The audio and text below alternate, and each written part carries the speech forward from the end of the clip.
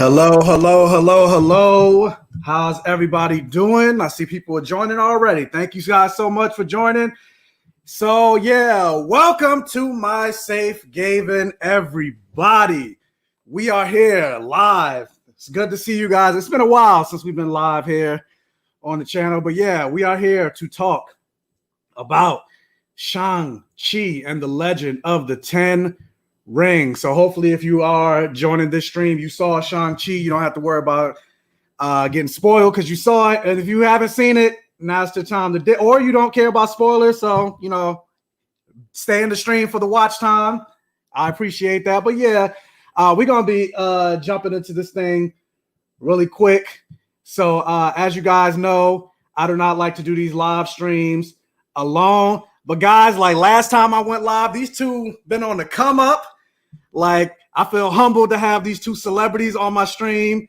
So I'm gonna introduce the first one on the stream right now. She's getting invited to Comic-Con. She's doing interviews with what's his face, the voice of Goku, Sean, what's his Schemmel, something like that. People know her name all over. She's getting requests from Vibe magazine, everything like that.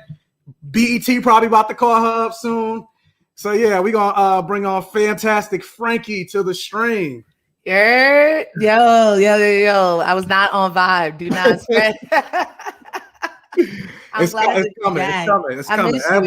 I miss you, Mike. Your birthday coming up? Yeah, my birthday is coming up, September 27th. So I got a surprise for you. All right. But yeah, Frankey, the world knows who you are, but the world does not know. What's up, everyone? My name is Fantastic Frankey, aka the Fanboy Fighter. If you like to watch people complain about comics, anime, and connect it to the world we see today, definitely pull up to Death Row. And by Death Row, I mean my page. It's fire. So I'm glad to be here. I love Shang-Chi. Glad to have you here. Next person, y'all already know who this. I was about to say another word, but y'all already know who this person is. But like I said, he's been on the come up too. Ever since the last time we went live, he's getting retweeted by Image Comics and all these other like he is comics. And I'm like, dang, this man. Mm-hmm. I got him. He remember when he showed us, he got like 1 million views on this thing. He's like, amazing. He's basically saying y'all ain't shit. Like to be on here with him is like highlight of my career. I'm not gonna lie. I don't know if you know the song from what was it? Godhood. The musical was like touch the hem of his garment. I'm like, I just want to like touch his shoulder, like. So yeah, let's bring on Ron to the stream. Oh, y'all gassing me. No, he's I didn't know you'd be here. You're so casual for you do. Got Frankey over there, Jet Beauty of the Week. Y'all, when I was in college, that was dead my like goal in life. Like I would list out my goals in life, and like on there was become Jet Beauty of the Week. Well, you made it. I did not. But one day, thank you. One day, I had my bathing suit. I had the whole like I storyboarded it. It's all in my dream journal, and and then they stopped it, I think. But shout out to y'all too. Yeah. This melanin and all that stuff. Like me, I'm crusty right now because I just rolled out of bed. So I'm like, I usually try to wash my face before I go live, and I ain't do that this time. Damn, you ain't wash your face, you ain't moisturize. Nah, I ain't do nothing. I just rolled out of bed and ate real quick, and then just started. But yeah, I'm tired. I got off work this morning. But yeah, Jacob, hey, how you doing? How are you? Thanks for joining. And dang, already. TB fits you. Thank you so much for the 99-cent super sticker. So yeah, everyone, if you guys can do me a favor, for those of you that are in the stream, you can do me a favor and hit that like button. It'll really help with the YouTube algorithm and everything like that.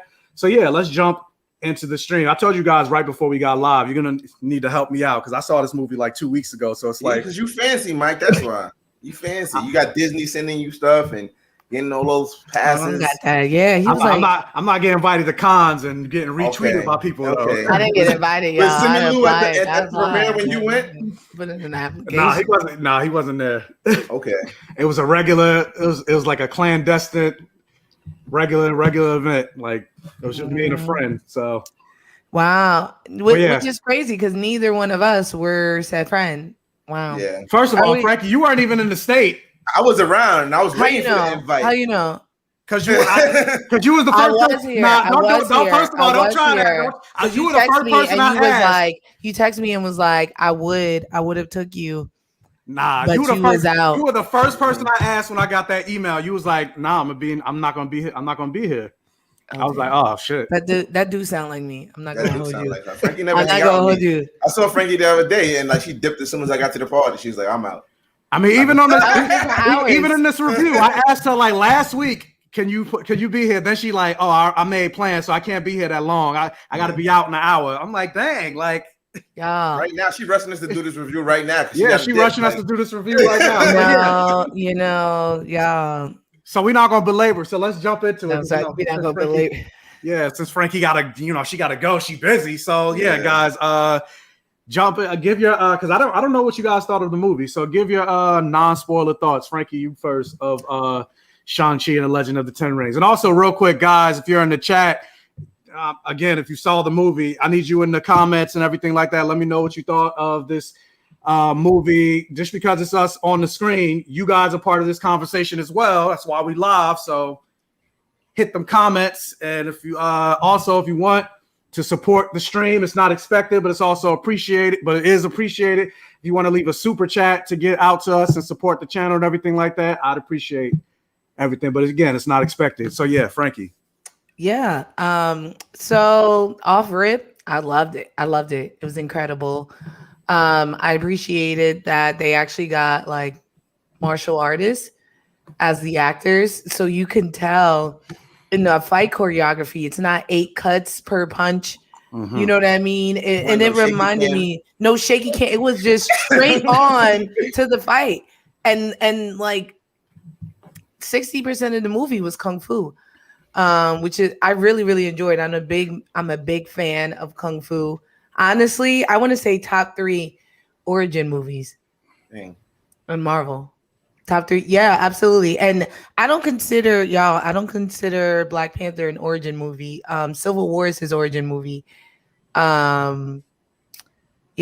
So I definitely think top 3 origin movies, maybe number 2. I mean, even though it introduced Wakanda and everything like that, you still don't. It did introduce, but I don't know. I mean, we heard Wakanda a couple times. Like, I love Black Panther. I'm not saying this is better than Black Panther. I just feel like this is the first time, like, Raw Dog and Shang-Chi, like, there's nothing from Shang-Chi that we knew about before this movie. Yeah, that's true.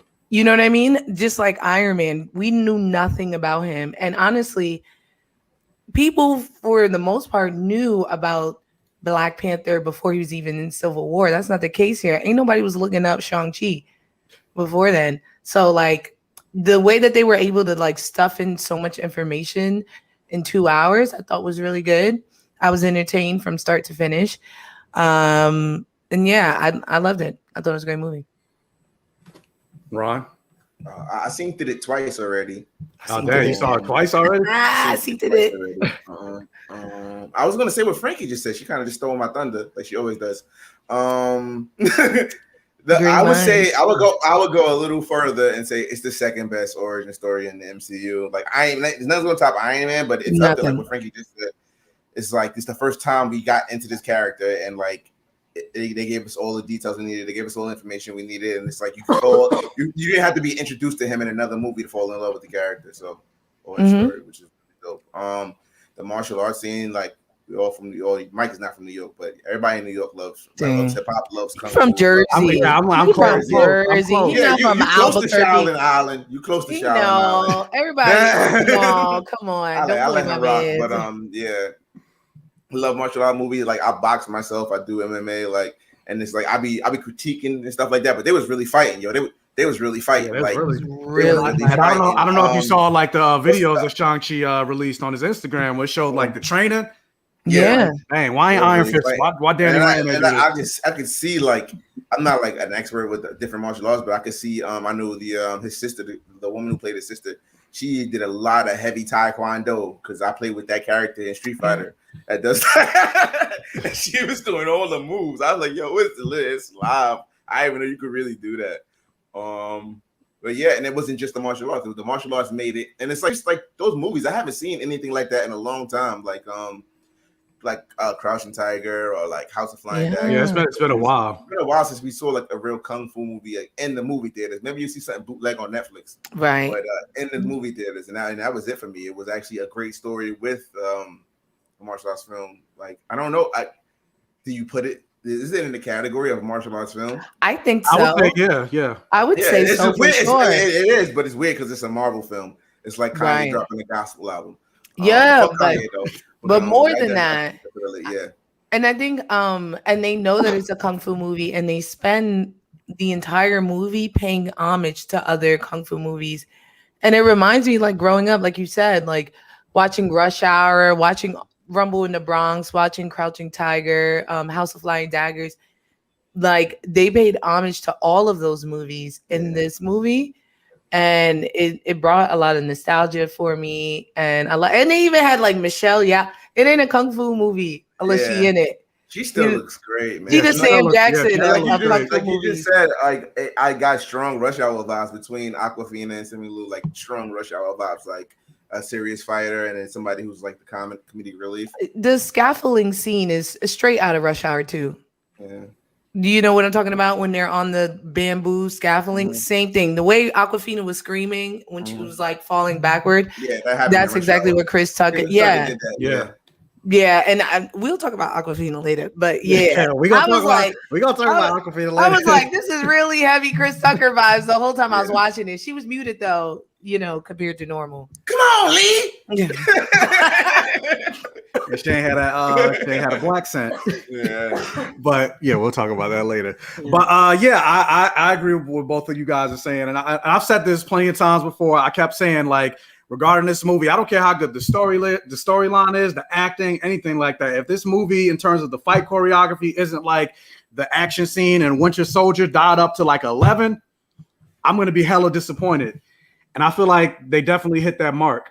Yeah, I'd say it was better. Overall action is better than Winter Soldier, but that I still can't get over that one fight scene in Winter Soldier between him and Cap. Like, that's still the best fight scene in the MCU. I mean, overall, it's definitely all the fight scenes Shang-Chi had together were better, but that one fight scene is just raw. Yeah. It's so raw. Well, yeah, you just beat me. You just beat me because I was just gonna say on a technical aspect is much better, but at the same time, I do feel like that fight scene in Winter Soldier is better because of the emotional attachment that you had to that fight scene. Of everything looked, because at least with Shang-Chi, the fight choreography was great. Mm-hmm. But it was they did a little bit too much in terms of like the superhero element of it, trying to make it big and the bus, he's cutting up the bus and all this other stuff. Yeah. And as opposed to like Winter Soldier, it felt more real, it felt more gritty, and then you got that end. I kind of understand why the Bucky reveal. Yeah, I understand why they did that because it is a martial arts film, but it is a superhero film. Yeah, it is a superhero. They had to use the 10 rings a lot to like show us that effect, to show that he can be on the same level as the characters that we see in Marvel fighting Gods and Monsters. So. Yo, but they were fighting. He was barely using the 10 rings. You know what I'm saying? I mean, he was barely. He was like, "I'll beat you with these hands." Like, so it was a lot of. I agree. I agree that Winter Soldier is better, but I will say that Marvel or who's the director for this?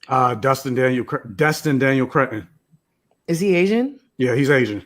Okay. Have you seen the movie Just Mercy with Michael B. Jordan? No.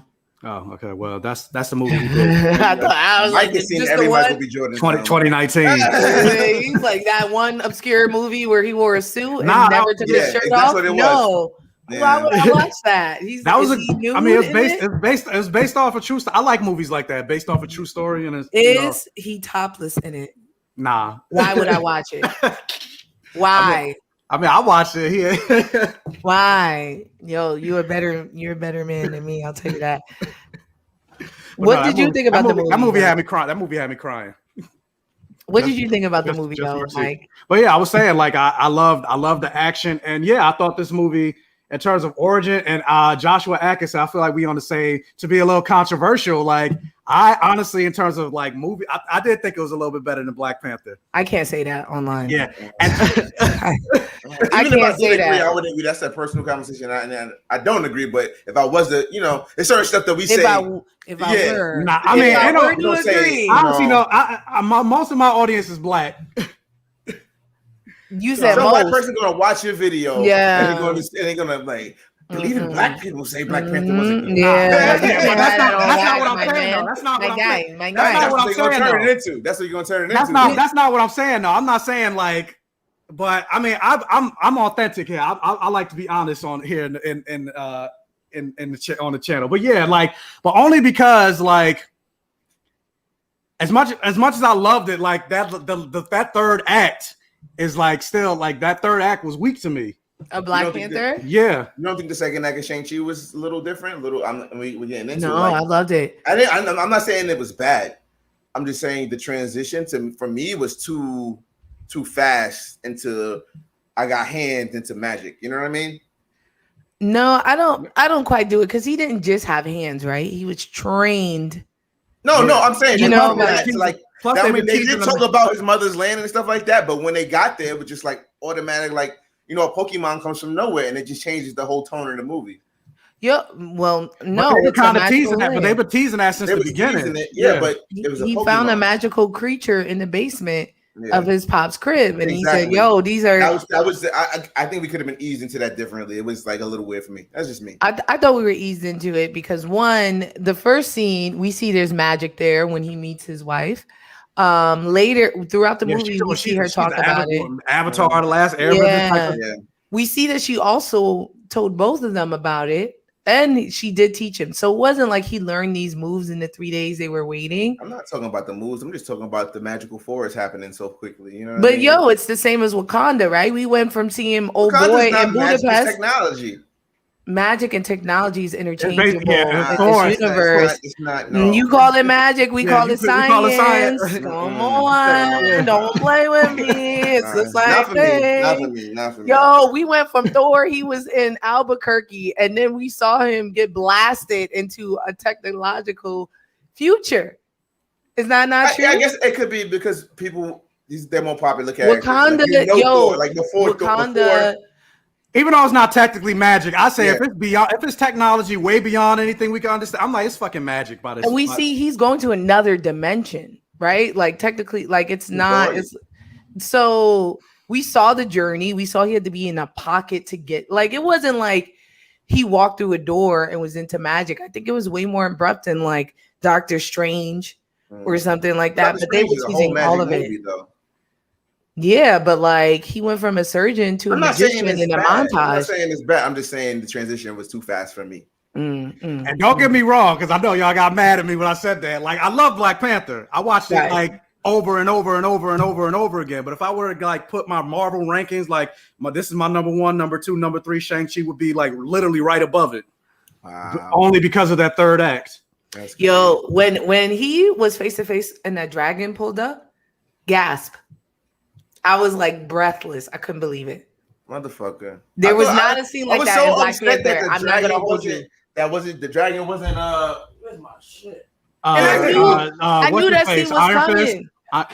You're talking about Fing Fang Foom? I thought it was gonna be Fing Fang Foom in there, but it wasn't. They probably didn't want to do. I'm like, they probably didn't want to do because they already using so many Iron Man villains already.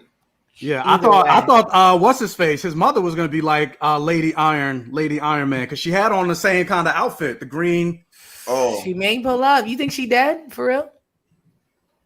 Nah, I think she dead. I think they fridged her. they killed her, right? Yeah, they killed her. A character is never dead in the comic book universe unless they're you see the body. Unless they're a person of color. They dead. They dead. They dead. But no, I think she's dead. Okay. But so yeah, let's jump into more specifics with regards to the movie and everything like that. Because I also have problems with like, I don't think the movie is completely perfect. I also have problems with things that happen at like the very end.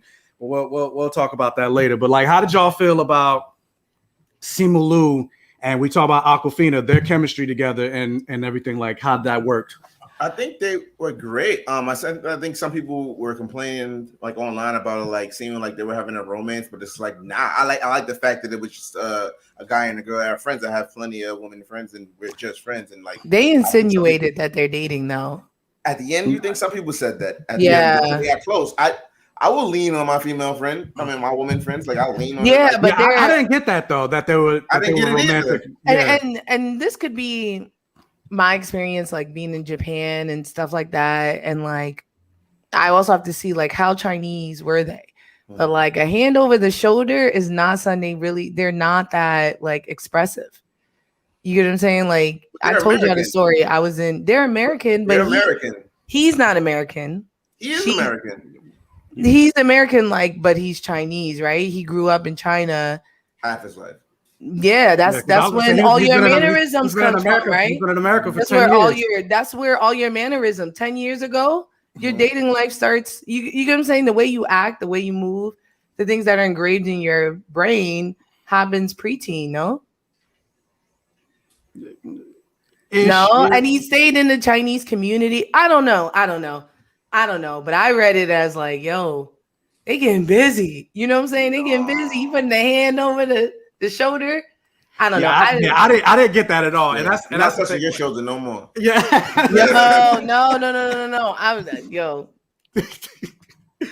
But yeah, and that's actually what I was gonna say. I appreciated about their relationship because it's like, yeah, not everything has to be our love interest and everything. So I actually appreciate that they did show that, you know, a man and a woman can be friends, straight man and a straight woman in a superhero property at that can be friends and not have a romantic element in that. But yeah, Ron, what was you about to say? I was about to say something. I mean, hey, how's it going? Hey, I mean, if you had a friend that was a superhero, why would you try to date them anyway? They could put you on all the other superheroes. Well, she didn't know it first. Yo, but let's not make it seem like Shang-Chi is not one of the baddest on the Avenger roster right now. Yeah. You know what I'm saying? Why are you searching for more? And then that was that one scene where he took his shirt off and she was like, "Oh." You know what I mean? Okay. I was like, oh, too. Like, I was like, okay. Well, I mean, you can't see it because it's covered. We're covered, but I mean, him with the shirt off is the background of this stream. I'm not gonna hold you. I was watching it thinking this is the first time I've seen a full Chinese man as like the object of affection, as a sex symbol. Because normally it's a joke, right? They're the stoic kung fu master or they're the nerd.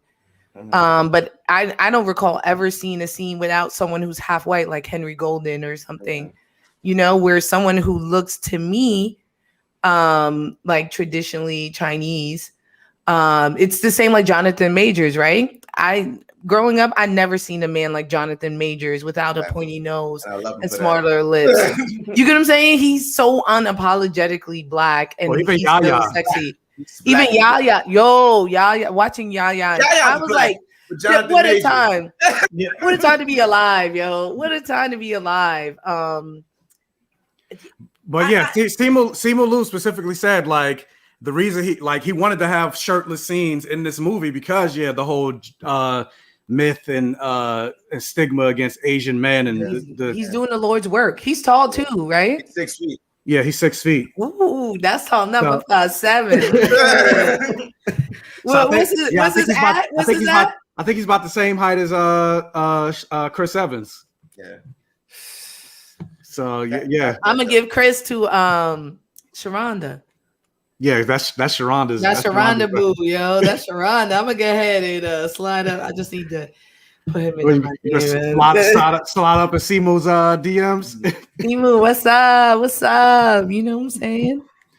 I mean, he looked like he might. I don't know. I was gonna say he might like black girls. Yo, everyone secretly loves black girls. It's about secretly, yeah. Secretly, they all love us. It's about that's what they watch. It's about letting them know. Yeah. It's about letting them know. You know, it's a problem. Or if they want to make it public, they'll fuck black people. I'll do their quiet. When they invite you to meet their parents. The same thing with big girls. Ooh. Nah, some guys, a lot of guys don't admit, you know, that they, you know, and then they try to like keep that in the dark or whatever. Shills, John Boyega's black too, but I don't think he's a sex single. Like if I saw Johnny, no, but we're talking like feet, like facial. He got black ass feet. He is black. Yeah.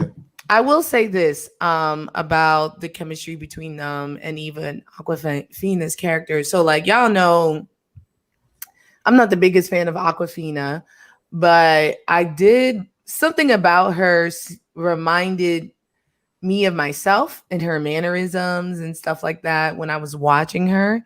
So then to see her be put up as the co-league versus like every other female co-league is like Gwyneth Paltrow and stuff like that. And to see like a girl wear t-shirts and like be potentially a love interest, you know, I started rooting for her and I kind of wanted her to kind of get busy with Shang. You know what I mean? Like I was like, yo, that's all you wanting that. That's you. Would you mean? Well, yeah, obviously art is how you interpret it and you use your experiences, right? So you guys probably don't see Awkwafina like that. So maybe that's why you didn't read any romance. But for me, I was like, she throwing it at him subtly. You know what I mean? Which is how you throw it out at your homeboys. You know what I'm saying? You don't. If we've been friends very many times as friends, like if your friend is throwing it to you, she's not gonna be overt. Right? She gonna feel it out because she don't want to ruin the friendship. She gotta slide it in nice. How you feel? I can't speak to that. That's predatory. You never had a friend you've been attracted to? You never had a friend that you're like, I want to go. But most of the people that obviously I can't speak to the girl aspect of it, but most in terms of like man on man, like most of the people that I've at least interact, they're just pretty much blunt with it. Or if they're not, I'm more the one that like that makes the first step. I'll be like, yo, I like you. Like most of the people I hang out with are pretty. So it's just like that. Ron is the worst. Why are we friends? Because you're pretty. That's what he said. Most of the people he hang out with. Ronald. But yeah, Kyle Hall. This is that's what I got. I just got ride or die type of friend from Awkwafina. Exactly. I got the same thing. Yeah, Jessica, my best friend. She's blunt. So granted, it's a little different. Like Jessica knows her fuck though. Yeah, I mean, I was just about to say it's not romance, but just still knowing her and how she interacts with you. Yeah, she's pretty blunt and straightforward. Yo, I am in no way a dance around my words type of woman. But if I were friends with someone for a very long time, and all of a sudden I see him shirtless, I'm like, he's fine. We go through this life or death situation. I find myself, I mean, some of it is a trauma bond. Some is realizing and stuff like that. I'm not going to just, throw the cat. Okay. I'm going to show the cat's available. Hey, look at this cat. It is prim and it is trim. And if you would like to pet said cat, if you want to have my permission, absolutely. But I'm not going to like, you get what I'm saying? And I think the reason why would she have commented if she were just friends? They wouldn't have had a damn. We don't need the damn. I know, goddamn. You get what I'm saying? I know that. Michael B. Jordan took his shirt off and was looking fine as hell. Nobody said goddamn. Nobody. And yes, we said goddamn. Nobody on that set said goddamn. Okay, not Okoye, not Nakia, no one. Because they used to. That. Yeah, if you're talking about everybody. If you're talking about Black Panther, yeah, everybody in shape. That's different. Yeah, you got the Dora Milaje, like. Yeah. And why can't you just compliment your friends? Oh, you look nice today, or like, oh, you've been working out. Like, that's regular. No, she didn't say that. She said it with desire. But look, she never saw him shirtless. She didn't know he was even in shape. She didn't even know he was a fighter. He didn't know he was a fighter. She didn't even know he was a fighter. Ever saw him topless? No, not before that. Not before that, because she would have said, "Oh my God, work out." Even if she didn't, it was clear. It was clear that he was in the best of shape. He was bursting. That vest, that valet vest, was holding on for dear life. She knew. She's new. Yo, they hung out all the time. Her mom had breakfast ready for him. You don't think she ever saw him topless? He never spilled coffee on his shirt. They never changed. I don't think she saw it because that reaction when he when he gave it to the cage, and she was just like, oh. But she could have been I think that was literally her word. She was like, oh. If it was this is what I'm saying. If it wasn't romantic, she would have still commented, but it would have been a joke. You get what I'm saying? Like, God, it would have been as if like, Ron, you saw your homeboy and you're like, because I've had homeboys who are in great shape. I'm like, well, good for you, but never on some, okay. There's nuances y'all not picking up. And Ron, somebody I do know. I know what you're talking about. Frankie's right. But real quick, Nathan Hughes, thank you for joining in the stream. First time live. Thank you for being here. Thank everybody for being here in the stream. I see we got 30 people in the stream, 6 people on Facebook, or at least I got 6 likes. I'm not sure how many people I got on Facebook. So yeah, if you could hit the like button to help with the stream. If you're on Facebook, if Frankie, you can hit the thumbs up and the heart button. I know how y'all think though. Oh yeah, last thing about that, because I'm getting a little tight. Men interpret everything as a pass. And why is it y'all don't interpret what she said as a pass? I passed men pens or asked them the time.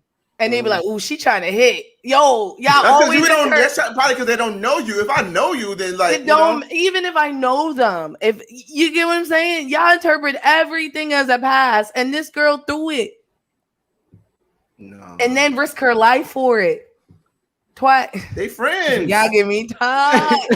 How much was that ticket? How much was that ticket to China? Yo, I got friends, bro. Like I'm riding. San Fran, how much is that ticket to China? If you friends for like 14 years, you have friends like for 14 years, you're not doing that? She didn't even know the man. I would have been like, enjoy your family business. Call me later. I can't pay $800 and leave my job. Nah, he probably helped her with that ticket. He rich. No, he didn't have access to that money. He was living in a garage. Yes, actually. I thought couldn't call his dad and be like, "Hey, yo, give you compas 2 ticks." Yeah, that's true. That's true. I got Brandon. Just my opinion in the stream, real quick. What's up, Brandon? Yeah, if you guys aren't following Brandon Keith Avery at Just My Opinion Reviews, go check him out. Does the same thing that we do, hashtag root for everybody black. But I mean, I can see what you're saying. Maybe by the end, like after everything that you went through, and plus everything that we learned with like Lovecraft Country and everything like that, trauma, they didn't save the world together. Exactly. So I can see probably by the second movie, if she'd be like, I feel like I got feelings for him now. Because they done basically risk their life together, I mean, even if she does have feelings from it, I think it's definitely one-sided. I never. No, I think he also showed that he cared for her. But this is what I'm talking about. This is why I felt connected to Awkwafina, and I feel so bad like defending her because I don't fuck with her like that. But yeah, her character. We're gonna talk about her character. Her character and the way she was drawn was not sexualized. Okay, it was his homegirl. And now it's a one-sided romance. Why? Because it wasn't a scene where her back in a low-cut shirt. You get what I'm saying? Like, y'all not see if Awkwafina was replaced with like Constance Wu, and when they rolled up, she wore a sexy outfit to that Fight Club fit. Y'all would be talking to me very different right now. And I know I sound really New York. It's because I'm sick, but I mean this. Y'all don't play me with Awkwafina right now. They both wanted it. It wasn't one-sided, and you're gonna see it more, I think, in the movies to come. All right. Say I told you so later. If you're right. I will. And you know what? I will make a full-on reel. I'm gonna screen record this. And I know Photoshop now, around. You gonna be finna look crazy in this video, yo. You gonna be looking. I'm gonna put a dunce hat on you. Speaking my mind, dummy. I'm gonna call you a dummy like that. Whatever. Let's talk about the Mandarin, please. We gonna get to Winwood, but real quick. Yo, he might have been the best part of the movie. Yo. Yeah, but hold on. We got Elliot over at Movie Five. We got all the YouTube greats up in here. Elliot. Fire Crew is back. I can't wait to hear y'all talk about Trevor and we're gonna get to Trevor, like, because I got some thoughts. But I know we probably shouldn't be calling him the Mandarin anymore, but like I grew up with the Iron Man cartoon and stuff like that, and it's the Mandarin, and then like I guess like he said in the movie, just the orange dish. So it is, and you know what's so crazy? It was the correction that I've been calling for in videos forever. Like, obviously, these were created by racist white men over the course of 100 years. Yes. And it can be corrected, right? Yeah. Some of it is by race bending. I said that about like Iron Fist. There's a way to correct it. Yeah. And until now, everybody was losing their mind. Like they couldn't fathom the thought of correcting a character true to form. But technically, this is not the first time that it's been done. M'Baku.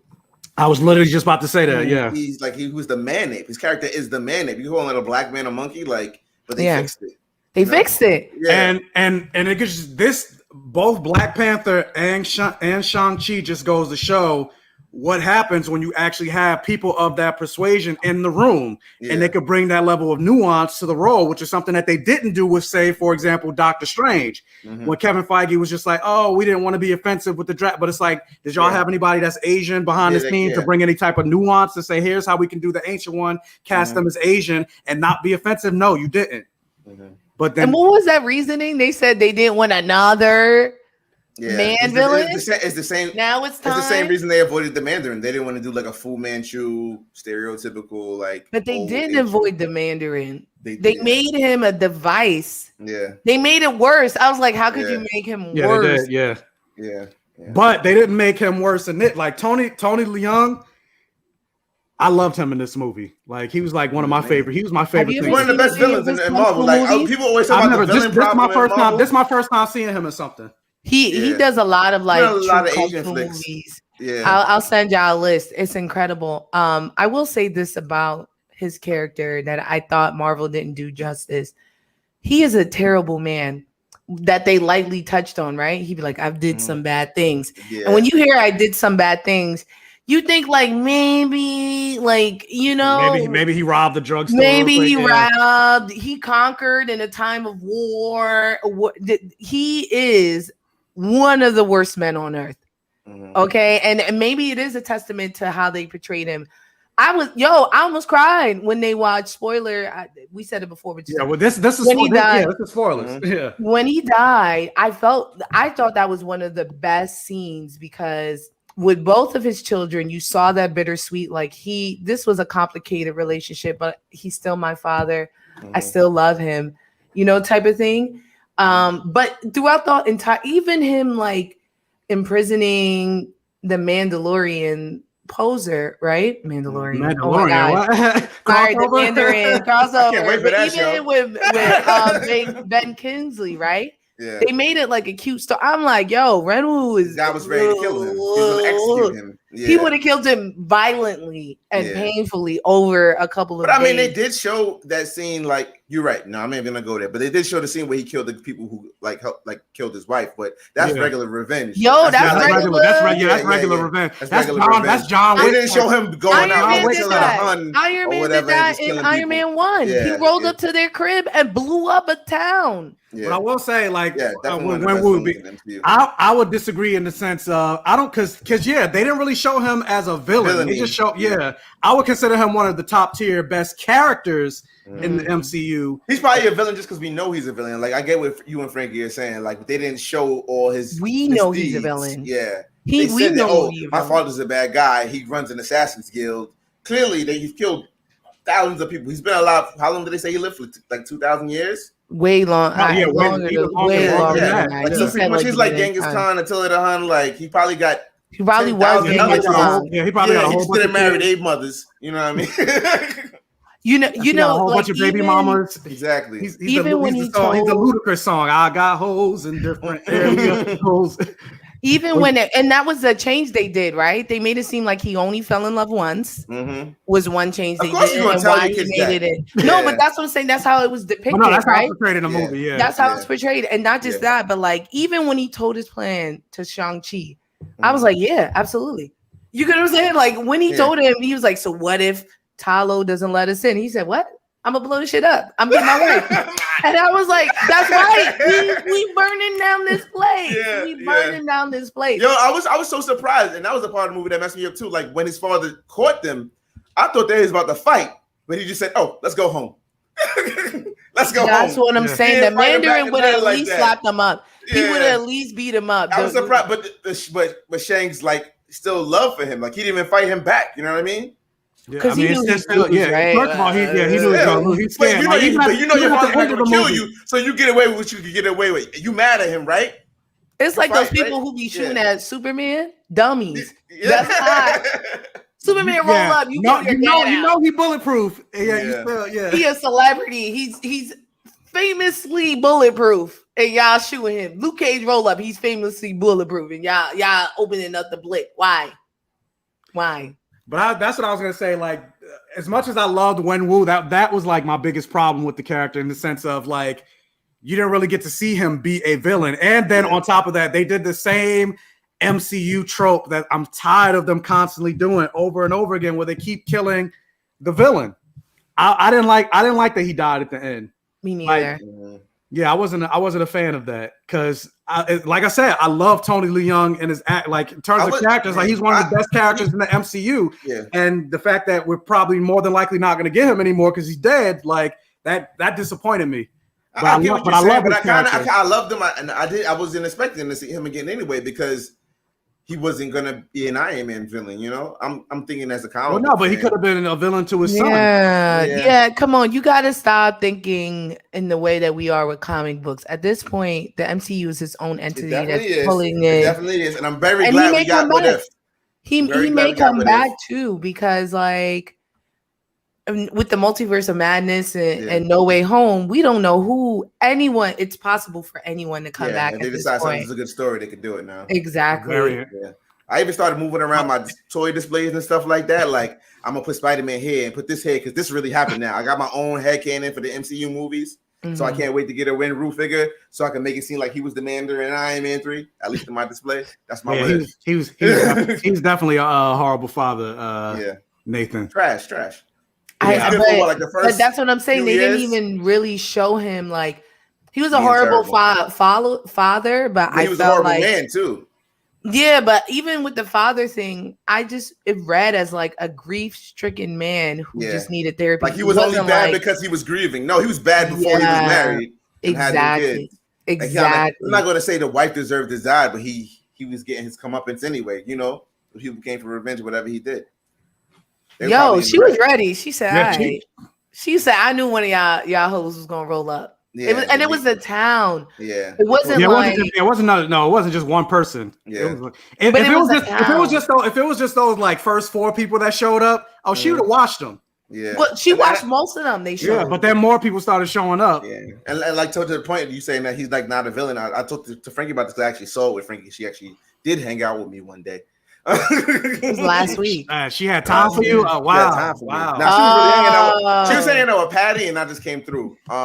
Dang. I invited you. There's a part where Shang-Chi says he's going to kill his father, and like it's his fault that his mother's dead, but he never confronts his father that way at all, ever. Like he never says, "Oh, it's your fault," and places the blame on him and makes him the villain of the movie at all. Yeah, I mean, he really didn't have time to talk to the man, really, and I think that's why everything that was happening up, and they was talking to each other, and his father actually blamed him for his mother's death. That's when he should have came at him and been like, "No, it was you. It was you." But you know, it's like, yo, you ever had your parents blame you for something? It's really hard to counter that. Just the like, I don't have resolve. Family. You don't have family? No. You have a daughter. How do you talk to her? I mean, I don't have parents. I'm saying I didn't have that experience. I'm sorry to say that. You know what I'm saying? Well, they like to blame us, and you really can't say anything to them. You just gotta eat it. You know what I mean? But yeah, I do wish there was a greater impact. Whatever. Since we talking about it real quick, and then we'll jump back to more of the beginning. But yeah, like my biggest issue with the two, because I thought it was a great father-son relationship, like Darth Vader, Luke Skywalker, even like the rivalry between like other characters. Like I thought it was just great between Wenwu and Shang-Chi. But my biggest issue in terms of like the crafting of it is like, we didn't get that like final emotional moment in the end right before he died, like a conversation. Because with Simu Liu, Shang-Chi being there, seeing his mother dying and all that other stuff, like we didn't get that. Like, you were the reason that our mother's dead. Like, it's your fault. It made him really, really the villain in the movie. And then not only just that, but like because it's Disney. Yeah, they do have a habit of Cruella's not really a villain, everything like that. But like And also my biggest issue with the ending is also like, and it's a typical like I feel like this is more not even just Marvel, but it's like superhero action movie, everything like that. Like I feel like they went too big with the ending. It was basically like Pacific Rim with the kaiju monsters fighting each other. And that's what I was saying about it just getting so magical at the end. And it's like I think they did all that to make him look like a superhero because they're throwing him in the mix with all these like gods and monsters. Like Renru is enough. Yeah, I would have preferred that monster. Yeah, I would have preferred it ended on not just a giant CGI fuckfest, but like an actual it's a kung fu movie. Yeah, let it end on like all those people on Ta Lo taking on Wenwu by himself. Yeah, I mean maybe he'll lose the 10 rings and giant dragon, and like his last fight scene will be just him raw hands against somebody. You know? Maybe, but you're right. Like this is the one movie where every single Marvel movie got one big bad and a bunch of like disposable minions, right? Mm-hmm. Whether it's like Ultron and his little robots, or like, except for Black Panther, it was an actual Civil War. Mm-hmm. But yeah, you're right. Every movie, it's like this big CGI bad with a bunch of little CGI bads that the side characters have to fight. But it could have also been a Civil War here, where all the people at Ta Lo taking on Wenwu, but they got magic, so they could take him on a little bit better than say when he was the conqueror of the regular world. That's how I wish the movie ended, because then I feel like certain things happen because of convenience, because when they introduced the dragon, because you got the dragon flying around and they're like, you gotta stop Wenwu. And I'm like, the dragon put out, I was like, eat this motherfucker. Yeah. It's flying around dealing with everybody else, but I'm like, Wenwu's the threat, like just mollywop him with your tail and he done. Like, I think that's Marvel not trusting us enjoying a movie. Without that big they're like no, so then we'll just have that's probably in the notes. Make sure there's a big battle at the end. Yeah, I don't think it's just a Marvel thing. I think like action movies do it all. That like everything's got to be bigger, explosions, Michael Bay movies, DC. But they could have did explosions and all that still, right? Because Renwu's army had tech, so it would have been even better to watch like Ta Lo use Tai Chi and the elements and like natural, like even I forgot the name of that dragon. Not the dragon, the lion animal. The lion-faced creature. I forgot the name of it, but it's a Chinese folklore. Yo, they came up ready to rock. Like as soon as they rolled up, he was like grazing in the side, and he walked around like, what's up? Where you from? You know what I mean? So like to see him fight like the guy with the one arm or something like that. The way they use the like rhinos and stuff in Black Panther, I would have loved to see it here. Like, let's just watch a Civil War, and hopefully once Renwu's dead, they were like, well, we don't got no beef with y'all. We gonna dip, But in terms of like how the CGI look, I will say in terms of like the actual framing and the cinematography of it, it was one of the best in terms of like how it looked. It was great. But in terms of like, narratively, I was just like, I wanted something. See what happens when you get someone who could do it. Final battle should have been Shang-Chi, Xialing, Zhu, Wenwu to get that more personal fight like Civil War. Oh, like the 2-on-1, right? Yeah. Saying like, because he has the 10 rings, there's no way Shang-Chi could like fight him by himself. Yeah, I agree. But they have, especially now that they're in Ta Lo and their mother's from Ta Lo, they got that power in them. So just like how he took over the 10 rings by himself. Yeah, it should have been both of them. Yeah, that was another thing about it. Maybe they avoided that because you know who might be the villain of the second film. Yeah, but I was just about to say, speaking of Xialing, Menger Zhang, how did y'all feel about that character? Because I don't think she's like been in a lot of stuff. Well, no, not the actor, but I'm talking about like the character from the comics. I'm not familiar with her. Oh no, in the comics, Shang-Chi does have a sister, and she's like one of the immortal weapons. I think like the hammer or something like that. And she doesn't look anything like that, but she is a bad guy. She was gorgeous. I thought she was a great character. Yeah, I thought she was well done. And that was another thing. Her bad guy too. So excuse me. Oh wow. Samira Jones. They said this was her first movie ever. Yeah, but she's also a martial artist. Clearly. Yeah, clearly. She's also a martial artist. They damn near all are. Yeah, she was amazing. Yeah, I think Awkwafina and Michelle Yeoh, and technically Michelle Yeoh, we got to give her propers, even though she's not technically a martial artist. She got to know something by now. Mm-hmm. But yeah, Awkwafina, they be sprinkling her on movies like Parsley. But one thing I love about anytime there's an Asian, they need an Asian woman. Three Asians. Call Awkwafina. Three Asians or more. Gotta have. Asian adobo. She Asian adobo. No, facts. They're like, how many Asians is in that movie? Call Awkwafina. What's wrong with y'all? Like how we put Laura's seasoning salt and anything like that. You want some little flavor, Asian flavor? Call Awkwafina. Awkwafina, bro. But I will say this about her character. This is when I was like, they're not showing Renwu how evil he is, because she was someone who really felt his abuse and neglect. And I felt like sometimes they were painting her to seem like angsty. You know what I mean? Instead of like, I'm not saying she was a terrible character, but sometimes I'm like, it seemed like she complaining when she had to teach herself. She's being put on the outside by her father. You get what I'm saying? She had to build a crime ring. Yeah, it didn't seem like she was complaining. It seemed like she was very proud of what she accomplished by herself. She was proud of her. But she still wanted the love of her. There was that scene with her Awkwafina, and she was like, "I do it myself." I love that. I love that. Like, yeah.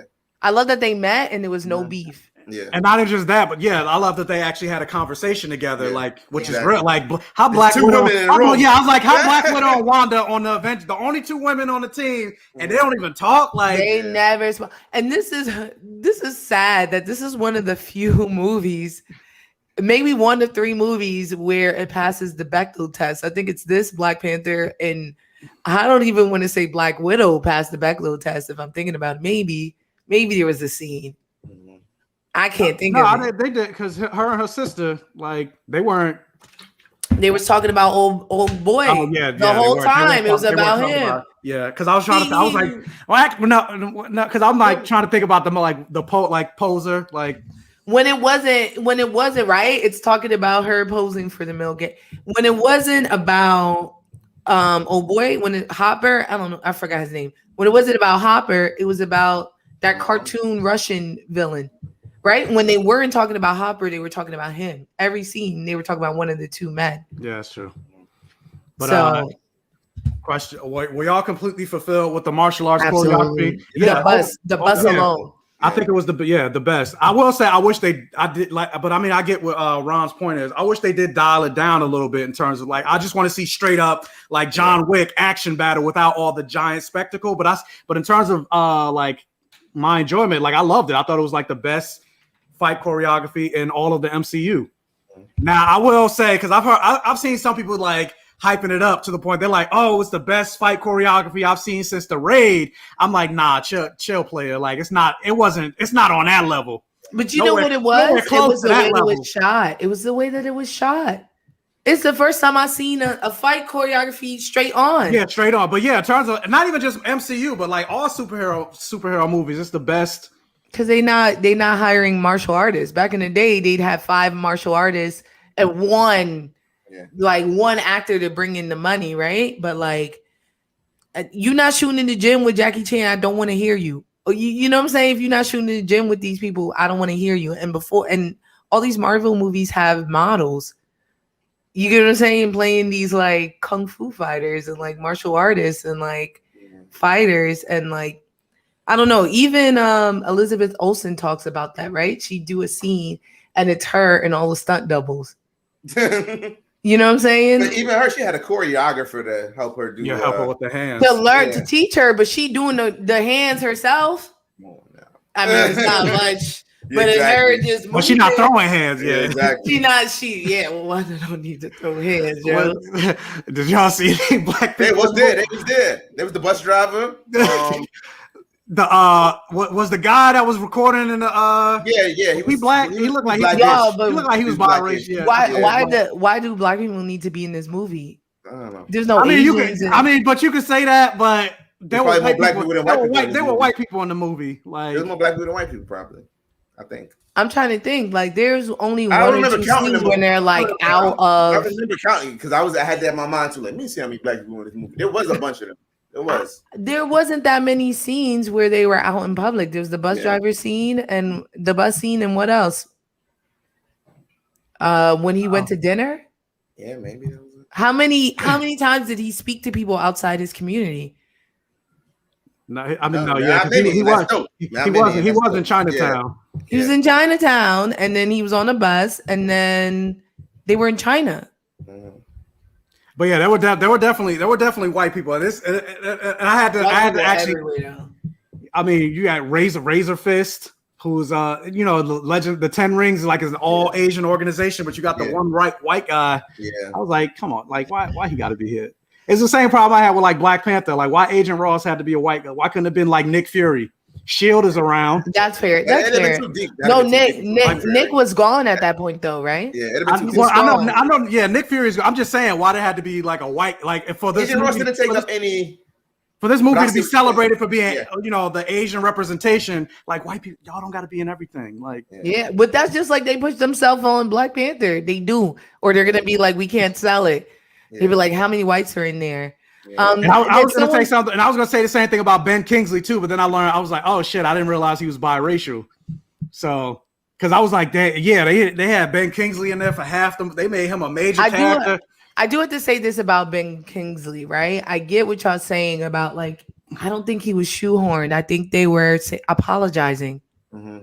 I saw Ben Kingsley as an apology because he was a bitch the whole runtime. He was a joke. He was a jester. He was cowardly. He was pretending to be dead, which was the darkest thing I've ever seen on a battlefield, right? He was not someone, of all the characters, he was showing how awful white people were. Like, he was showing how terrible they were. I get what you're saying. White people live everywhere. Do we live in Chinatown in San Francisco? This is a legitimate question. Because we don't live in Chinatown in New York. That I'm not sure. We don't even take the bus to Chinatown in New York. I didn't see we take the train. I bet you we shopped there. You mean for the bags? For the bags? Exactly. I bet you we shopped there. That's not even real Chinatown. The bags are on Canal, which is between Chinatown and LES, right? The Lower West Side. Don't play with me. When you go deep, when you go on bleak deep in there in Chinatown, we not there. We not there. And you're not trying to I work near Chinatown, and when I walk through I don't be seeing no black people. Not unless they just passing through to go to their destination, like me walking through to get to work. And so, but I get what y'all saying. Like, if there's white people, there could be black people. But like, unlike white people, I don't feel entitled to be in every. You get what I'm saying? Like, this is not my movie. Now I'll talk about. I didn't have a problem. I didn't necessarily have a problem with not seeing it. I had a problem. I just had a problem. I was just like, why gotta be why white people? Why they gotta be white people is the question we should ask. Not why are there no black people. Like, it should be why are there white? It was a joke the whole movie. Like somebody said in the comments, like he's a jester. So. But the thing about Trevor being in the movie, I agree that it was an apology. I feel like it was an apology for Iron Man, and I didn't have a problem with them throwing him in there to like tie up the loose ends to all that Mandarin stuff, especially when you have the actual, not the Mandarin, but the person that it is based off of. Yeah. So I didn't have a problem with that. But I think my biggest problem was just how much of a role he played in like that third act, to the point that they made him somehow randomly able to understand like mystical creature languages and everything like that. They would have found the way to tile out. That's what I'm saying. Like, they made him a major part of the lab, and I'm just like, why does he need to be so heavily involved in this? Not granted, in terms of the jokes and everything like that, I thought it was funny, but I'm just like, all this screen time that they're giving him, I feel like they could have gave it to Jia Ling. I agree. I feel like even Awkwafina, like I feel like all the screen time she got, I feel like it should have went to Jia Ling. He probably wasn't supposed to have that much screen time, and he was just really good, and they just said, "Oh, keep going with it." Keep all of it. Like, they didn't edit any of his scenes. They probably just wanted to give it to him because it's Ben Kingsley. That's why. Yeah. Oh, one more thing about Awkwafina's character that I liked, which they did with all the characters, is they broke stereotypes without like being so overt, right? So like Awkwafina, is a fire driver, and she never makes a joke about and they say Asian women can't drive. You get what I'm saying? Like, they just made sure they put her in the driver's seat every time they went somewhere. Right, but it was scenes with not just her, with all of them, where it was like they were breaking huge stereotypes, and they were not saying like, look what we did here, like what we said with Loki, right? Where they're like, look, we're saying he's bisexual, even though we're gonna put him in a heteronormative relationship. But he said it. So y'all know it wasn't like that. It was like, they actually showed it. They just showed it, and then we understood it, and it moved on. And I mean, they said the same thing in Black Panther, right?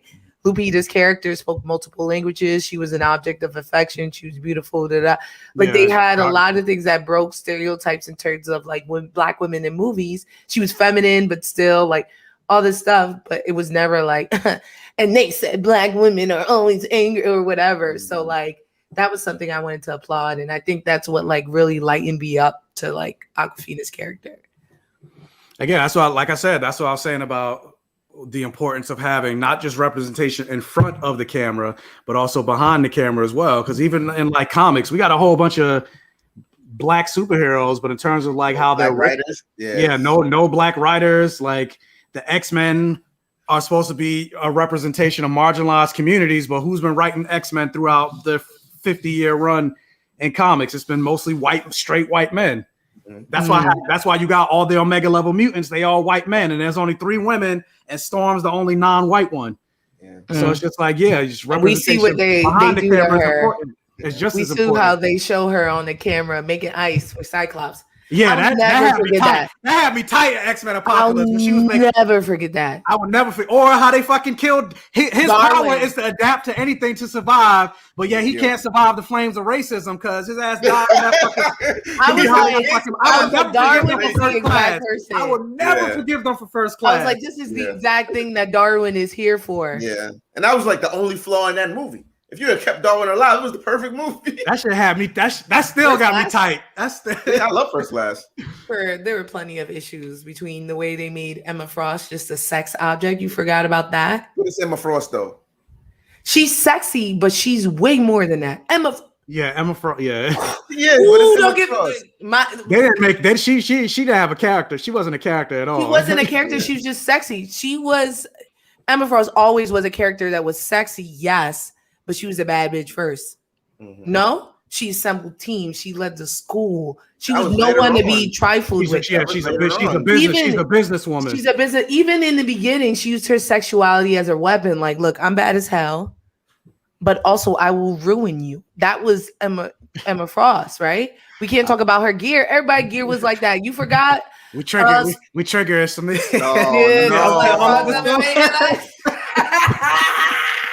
They can't do this like this to us again, man. With the Storm, man. When the X-Men gets casted, like it has to be right, man. They was talking about Janelle Monáe.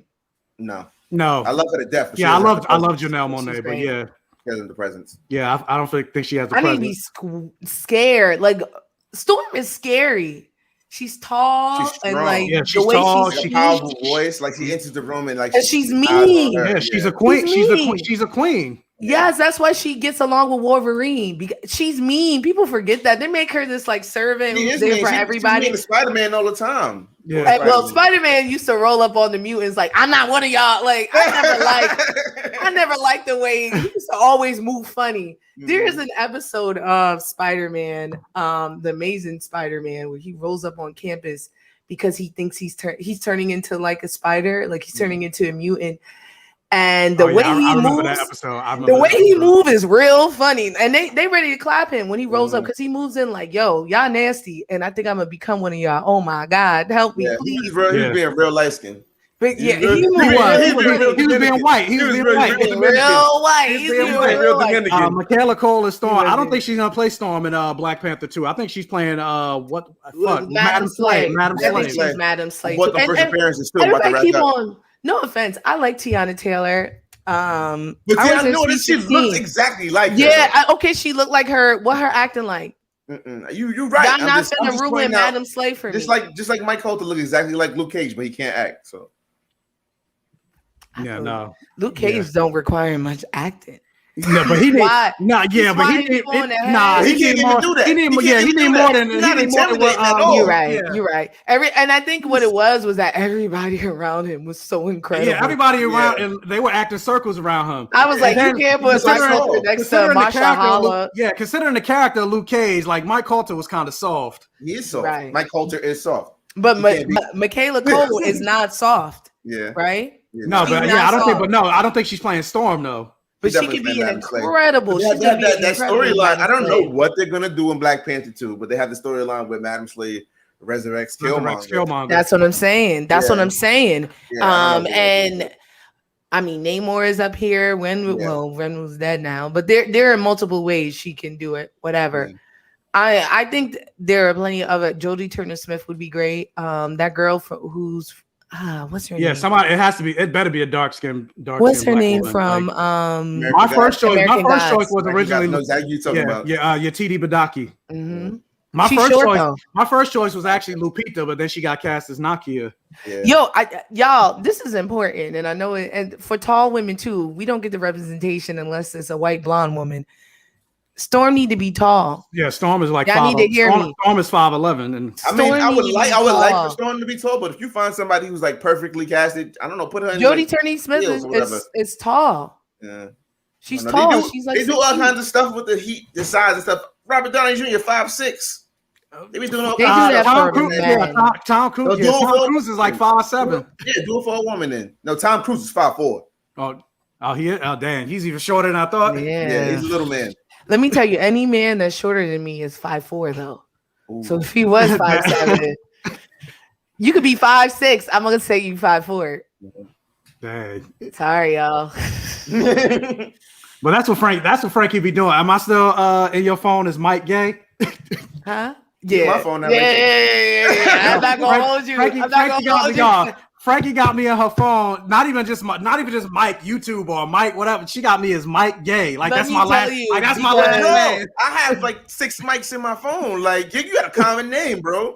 Yeah, it's not just. First of all, I don't know your last name, and I put it like Ron is Ron Comic. Like I don't put the name. I just take a word for. You know another like Ron? A comic beat. Do I know it? Do not matter when I put your name in your phone. Where do I know you from? All right. I mean, it matters. What's your name on your phone? I don't have your phone. How do I know it? My name is on your phone. You know. Frankie. Fantastic Frankie. Francis.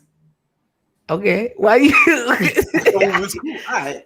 Yo, you say that. You wanted me to say my gov on the wax. So I know Frankie's real name. Whatever. Yeah. Dang, how we get on this? Yeah, I was like, how we get? I was like, Mike, how did you feel about the way they adapted the 10 Rings instead of like being the way the Mandarin used them in the comics? I didn't necessarily have a problem with it, only because like the whole thing with the 10 Rings and the magic, and also with the different color of the stones. Yeah. I feel like it would have been too close. It'd have been too close to the Infinity Gauntlet and Infinity Stones. Yeah, and plus, like in terms of like the action and everything like that, I thought it was dope. And I like people posting that meme with the guy from Yasin Kung Fu Hustle. Yeah, the guy had the rings, the same thing, like the same fighting style. Yeah, that's pretty dope. There was times they just look like bracelets. Yeah. Who do y'all think the rings were calling? The Internals? No, I was. So we gonna jump to the post credit scene. I'm sorry. I mean, spoiler. We say whatever, but y'all brought up the rings. So we talk about it. Yeah, we could jump to it. We could jump to it. I think it might be celestial related. Yeah, definitely. And because they were know what metal was made out of, and like I get to get like a comic book guy. There's like different kinds of space metals, like vibranium, adamantium. These are all like all space metals, and the different kinds of vibranium. So it could be vibranium, but a different kind. I don't know. This is a great question. When is this taking place? I think it's after. I think it's before Spider-Man, because we see Wong leaving. I'm assuming he's leaving to go to the tournament, which I thought it was so random to throw him into the. Nah. He was dope because they just threw the Asian guy in the Asian film, and I appreciate that's why I was like, you could have threw Nick Fury into the freaking. Yes. Because in the way that like Nick Fury he could have had a cameo, but I wouldn't have wanted Nick Fury all in the mix in Black Panther at all. I wouldn't have wanted that. He could have been at the when they went to the Japanese what was it? Did they go to Nick Fury Japanese? finding out about party? Wakanda? Nick Fury finding out about Wakanda would be detrimental to Wakanda. Yeah. I'm not gonna hold you. Yeah. You know what I'm saying? I mean, but he know about it now because they went public. But did they confirm that Riri is appearing in Black Panther 2? Yeah, they confirmed it. Yeah, I heard it, but I didn't know if it was they released pictures of her on set and everything. Oh, damn. Yeah, and people gonna get mad about this when I say it, but I will say this: Black people, we are not represented in the media often and well. Recently, we're starting to see representation in the way that we should, right? Lovecraft, Watchmen, I'm saying all that to say the way that we are represented, we have 10 times more than the Asian community. So, like, do we? The Asian American community. Asian Americans, yeah. I mean, yeah, if we go to it, well, exactly. there's an African Hollywood too, right? Like, if you want to go to Africa, yes, there's a Hollywood in Africa that you could watch nothing but African movies. Not really, though. Yes, really. You shouldn't be. Level. Ghana, yeah, not to the level of like anime and things like that. Yeah, I was just about to say about anime. I'm talking about live action. Even live action movies. Anime characters look like white people. So what you saying? That's what I'm saying. I'm talking about like. In terms of what we saw with Black Panther, with Lovecraft, I can name at least 5 properties where I'm like, these are Black people existing, representing, being shown, even on other levels like Insecure and stuff like that, right? I couldn't name five Asian properties that aren't a stereotype. Fresh Off the Boat. That's why the guy who was based on left. Fresh Off the Boat get real testy, and that's why Constant Wu also wanted to leave. Yeah, she wanted to leave. Yeah, Fresh Off the Boat. The first season was good, but then after that, it's not so good. So that Sammy Lewis from Kim's Convenience is also very stereotypical. Next, go ahead. Let's go. Let's ride it up. Nora for Cleans, maybe we'll give her that one. Granted, I'm not, and I agree with you. There's not a lot, but I remember there was a show, and this is why I liked it. It was Selfie with John Cho, and it was like the first time in 40 years you had a male Asian character being a romantic lead in like a sitcom, and that show got canceled after like. It's not an Asian show, but yeah, it got canceled after the first season. Crazy Ex-Girlfriend. So yeah, Crazy Rich Asian. You see what I'm saying? You see how we grabbing the 5 that we know? Hey, yeah. But that's what I'm saying. Like, but no, yeah, that's what I'm saying. I agree with you. So like, that's why I'm like, Juan better be in this. How many other an Asian person can name 5 though? Huh? Maybe an Asian person can name 5. Nah, I asked. You shitting me? I asked. I said, yo, name me 5 movies. Name me 5 shows that represent that's a full Asian cast. And they said Crazy Rich. That's not a kung fu movie that we brought from that was made in another country. And the only ones I got was Crazy Rich Asians. At least that's made here in America. Yeah, Warrior. Warrior was the second one. I would say because Warriors, they didn't even say Warriors kung fu a little bit. Yeah, but Warrior is rooted in like American history, right? I've never heard about Chinese history as American history. Wu Assassins, come on. Yeah, come on. Come on, I can't believe you came out your face and said that. He said, "What about Kung Fu Panda?" Kung Fu Panda. Jackie Chan's the only Asian one in Kung Fu Panda, and he got 2 lines. He the only one who knows Kung Fu. That's like Gods of Egypt and Chadwick Boseman, rest in peace, is the only black person, the only black god in the movie. I didn't watch that movie. And even Warrior on principle, yeah. Even Warrior, I had to give as homage, as a here. There's something else. Like they were just saying, Joy Luck Club didn't even get brought up, and it's an old movie now. It's about 25 years. Damn, right? Probably more than that. And let's not sleep on Black Hollywood for a period of time was excellent.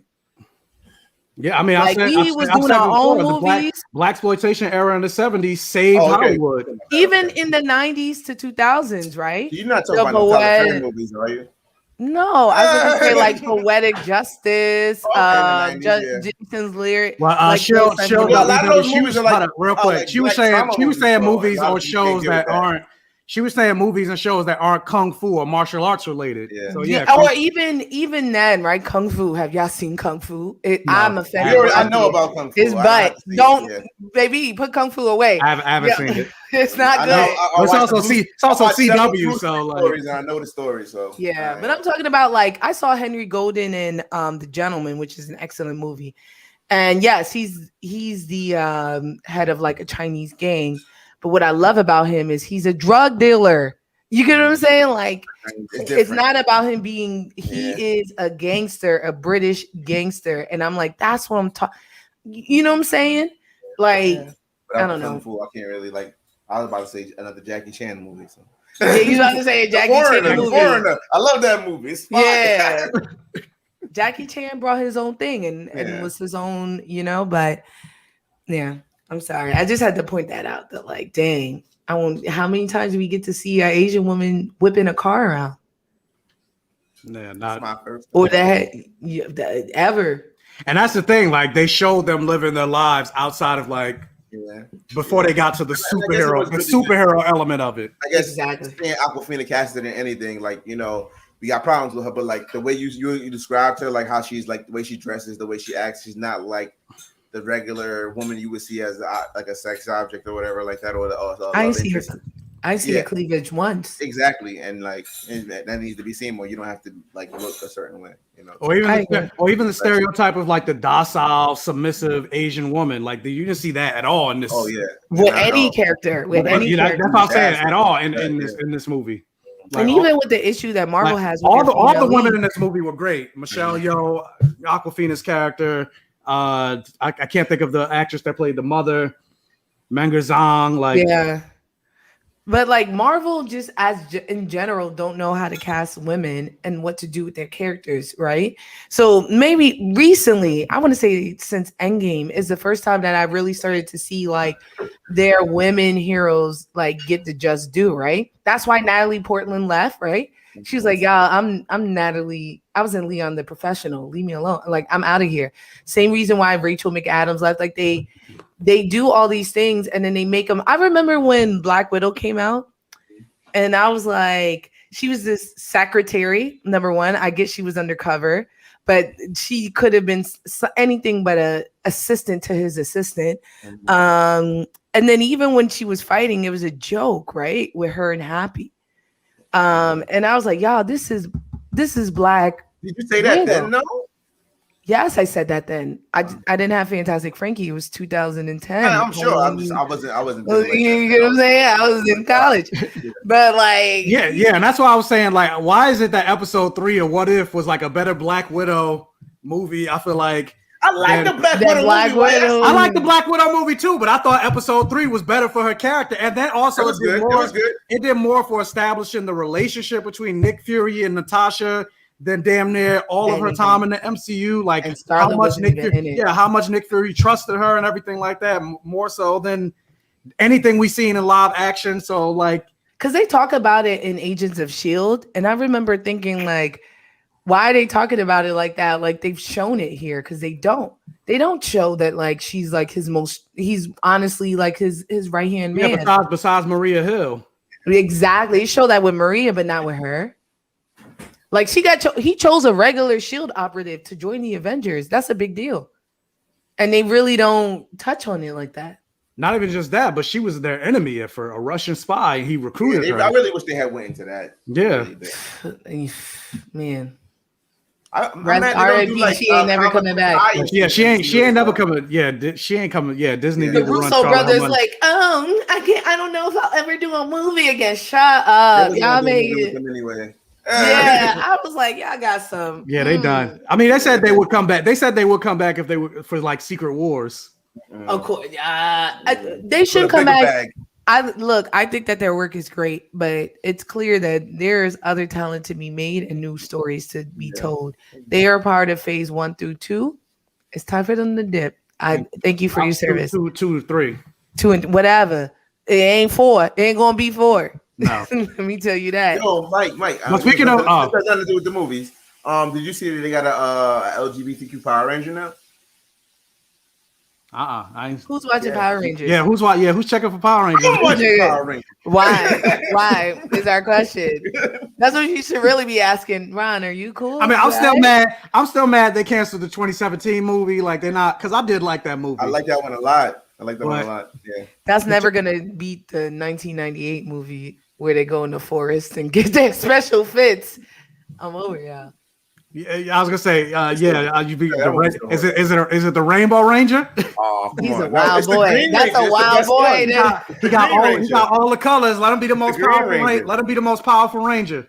Yo, dead ass. The first iteration, they made the Chinese woman the Yellow Ranger, the black guy the Black Ranger, and the leader was the White Ranger. It's sad because like people say that, and like, yo, at least we got them on screen. Back then, like they would like you had a Black and Asian character, like. But is it the Gay Ranger? Is it a movie or TV series? It's a TV series. Oh, okay. It's on the TV series. They're showing the gay Power Ranger in a relationship with another gay person. Well, Ron's like that white friend that'll hit you up. Anything that's black, we're like, you see this black thing on the news or whatever, and he's like, Mike, you heard about the Gay Ranger? Who's Yo, I'm talking about queer representation. I'm talking about queer representation. Yeah, I know. I get it. On a children's show. I get it. You know what I mean? I think Q-Force is better. If y'all been watching that, I love. I didn't. I hated Q-Force. You did? Yeah, I didn't like it. I made a video about it. Well, no. Okay, let me. Because I know they sent it to you early. Let me take it back. I didn't hate it. The trailer was a lot worse than what the show actually was. But in terms of like the show itself, I thought it was just okay. I thought it was like Archer. I felt like damn near every character was just a stereotype. Like I felt like it was written by straight white men for straight white, not straight, gay white men, written by gay white men for gay white men. Like it felt hella white. Okay. And that's something I have to say I have no idea about. So like being on the outside, I have plenty of friends who are in the community, but obviously like I'm not here to pester them about everything. So like when I watched it, about everything. Right. I mean, I do later, and that's why I'm asking him. But when I watched it, I just want to say, like, and that's just me, because I got when I put that video on TikTok, I had people like, oh, I loved it, and I'm like, well, shit, I fucking hated it. But most of the people I saw love, but kind of proved my point. It was gay white men. It's gay white men. Yeah.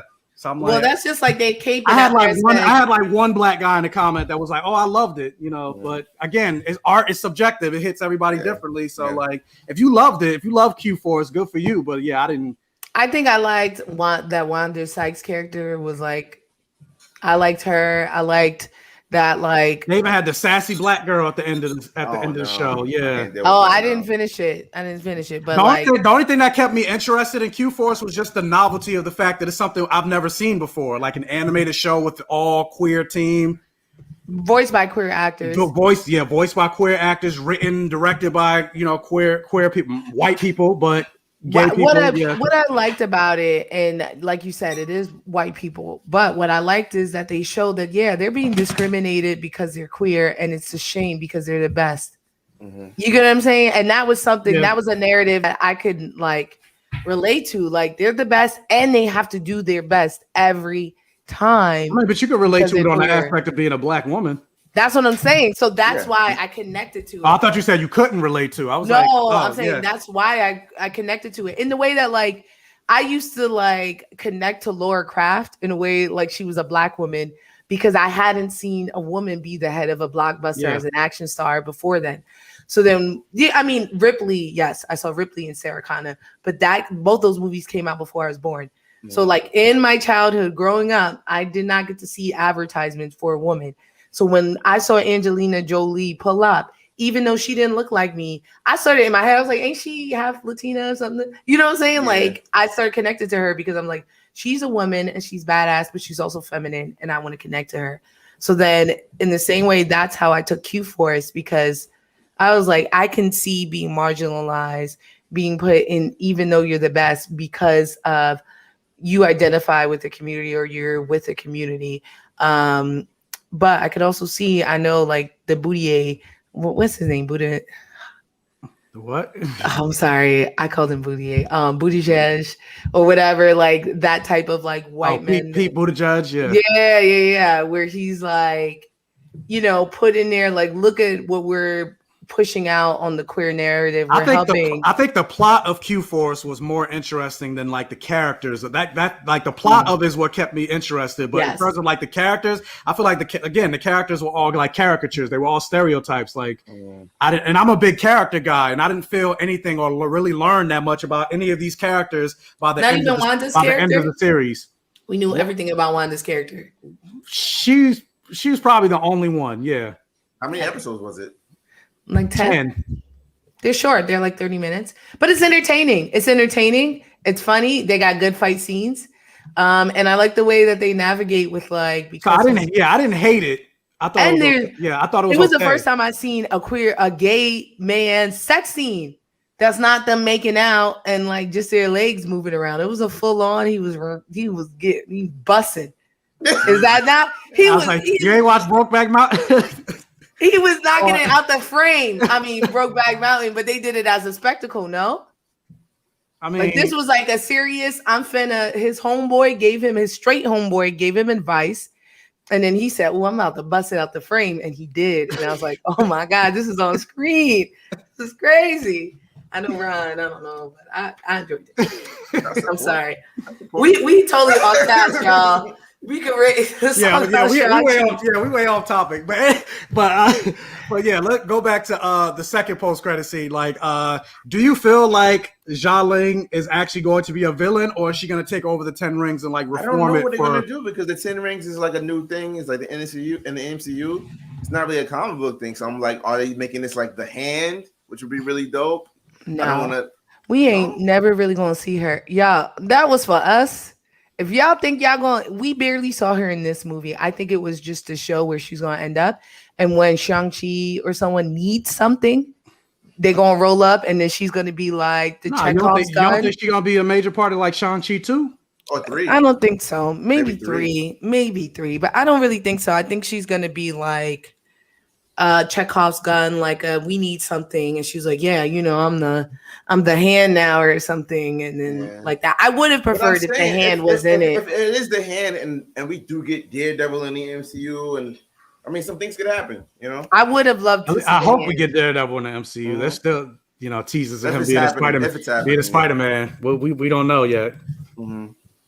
But I'm late to the party, but can anyone explain to me Banner's current condition? He doesn't look like how he's not Professor Hulk anymore. He's not Professor Hulk anymore. Maybe not even just that, but he's still he got like one of the best healing factors in all of Marvel. Maybe he had to turn it off the Hulk to heal. It's the Infinity Stones, y'all. It's not like he got in a fight. But it's still been like struck him down. It's been a couple years now. It killed everybody else Thanos, that used it. It killed everyone. And Thanos is what? Too. Thanos is what? But Thanos used it twice though. He did use it twice. He used it twice, and he was crippled. But he's also used it once. He's also he's a Titan. He'd be an eternal mutant Titan. That's what I'm saying. So Thanos, if it did that to that. Yeah, no, we don't need Iron Fist in the MCU. Not unless they completely revamp it. I do have to say this. I've been saying forever that Iron Fist should be Asian, right? And everybody was like, "We won't do about Shang-Chi," and it's a totally different story. And it's like we can't have two Asian stories with different characters. Characters. How many white characters do you got with the Superman trope, like Superman powers? Or how many times we gonna watch white people lose their parents and cry about it for a movie? How many white telepaths do we got? Like it's two different. Just because they're both Asian and the martial artists, it's two different stories. That's what I'm saying, and I'm like, in the way that like. It would have been honestly mirrors of each other, because in the way that like Iron Fist had to prove himself and stuff like that to gain what he got, he could have still been a fish out of water, all that stuff as an outsider. Shang-Chi was welcomed into Ta Lo. I was like, this yours, like you need to learn it. You feel like they mixed Ta Lo and Kunlun? Do I feel like they mixed them? You only got because like that's like I don't think I've heard of Ta Lo before. I think it like popped up in Thor or something like that. Like The first. Yeah, no, it hasn't been. I don't think they. I don't think they really. I think they tried to substitute Kung like. I don't think they mixed it because they wasn't down with like. Even with the dragon. Yeah, I don't think they mixed it. I think it was separate. I do know they used in the way that Wakanda is a bunch of like African lore from different countries. I think they used different Asian countries to create Talo, like different, like they had a chemical, they had like I said, the lion beast, I forgot his name, lion face beast, they had dragons, so they had like different lore, but no, I don't think it mixed. Best friend gotta go. She gotta go. I love seeing you all wearing your own merch. Keep being awesome, folks. Yeah. You know what I'm saying? Link in the bio for my if you want a shirt. Safe Haven is such good branding. I told you, Safe. bro. Safe. I gotta support which I appreciate because Ron actually told me, he was like, you need to get that trademark because it's so get your money, man. I'm working on it. Well, the process already started. It just takes a year to go through, so now I just gotta wait for my for the paperwork. But I did get the Black Gay Comic. I got the Black Gay Comic logo. I'm waiting for the Safe Haven podcast. I'm like, what did I even talk about? I barely be having time to do this. Like, I literally right before we went live, I just woke up, rolled out of bed because I worked last night. But Jessica, thanks so much for the $20 super sticker before you left. But wait, there was a comment that I saw that I wanted to. Oh, here we go. Samir Jones. She was like, "Did y'all see the Matrix 4 teaser? Did y'all see it?" I seen the article. I didn't click on it yet. I'm not that excited. No, because I was going to ask what y'all think. Yeah, because they didn't really show that. Oh yeah, Frankie, you don't watch trailers. I forgot. But yeah, they didn't really show that much. So I'm like, it's not really much. I mean, I'm curious to check it out. I want to see what they do. It's a dark side pop, Frankie. That's a dark side pop. Yeah, I see it on that second shelf in the middle. Yeah, man. Okay. You know what I'm saying? Do not play. I don't have anything What new. is it? Loris Tyrell is banished back to High Garden. We do not speak his name. Yeah, damn. He was trying. Even the fight choreographer finally came out and was just like, he didn't want to learn. He didn't want to train. Jessica Henwick, she wanted to train. She wanted to invest the time. That's why all her fight scenes look good. Yeah. But he didn't want to do it. I was like, he looked better the second season, but it was still not good. Yeah, because we flamed him to bits. Yeah. He was like, I can't do that in post. That's what he was worried about. Yeah. He's trash. Was it Marvel has a chance to undo their horrible mistake and finally cast Louis Tan as Iron Fist as they should have done? Yeah, he should have been Iron Fist, but I feel like I don't know. I feel like the character they're not gonna. They're not. I don't think they're gonna touch Iron Fist. They're not gonna touch. They're not gonna touch Iron Fist. I mean, if they be like, we already got an Asian character. What else shall I need? 2? Yeah, that's talking crazy. 2 Asian. There was 2 Asians in that movie. What Asian martial artists? But they just cast somebody. I'm still waiting for. Another black. They just cast the Asian guy, and I think he's playing Amadeus Cho. I forget his name. Where? Let me go to my group chats. Yeah, but yo, I'm still wondering when the next all black movie, and not Black Panther, outside of Black Panther. You talking about in Marvel? In Marvel coming out. So yeah, you're talking about another like Iron Fist, the Asian Iron. They're not gonna give it. They gave us Luke Cage and Black Panther. We not gonna. I said movie. That's what I'm saying. They gonna count Luke Cage. They be like, they just watched Luke Cage. Like, could we get a Storm origin movie that takes place in like Kenya, like the comic for Eric Jerome Dickey? Maybe not that same story, but like a Storm origin. But then they'll have to cast Kenyan people. I mean, they cast African people in Black Panther, like Lupita, Denai Guerrera. Lupita's Mexican, but she has Denai is American. I'm talking about like Kenyan from Kenya. They're gonna have to cast Kenyans. Denai was born in I think she was born in Africa. And how long before she moved here?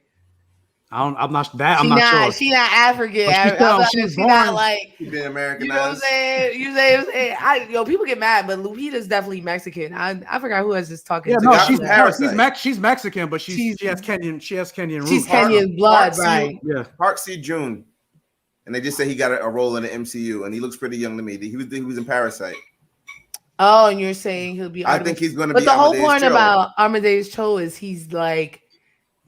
Super smart. He happens to be Asian. Yeah. I saw him speak with the Blur Girl. I saw the creator. What's his name? Greg.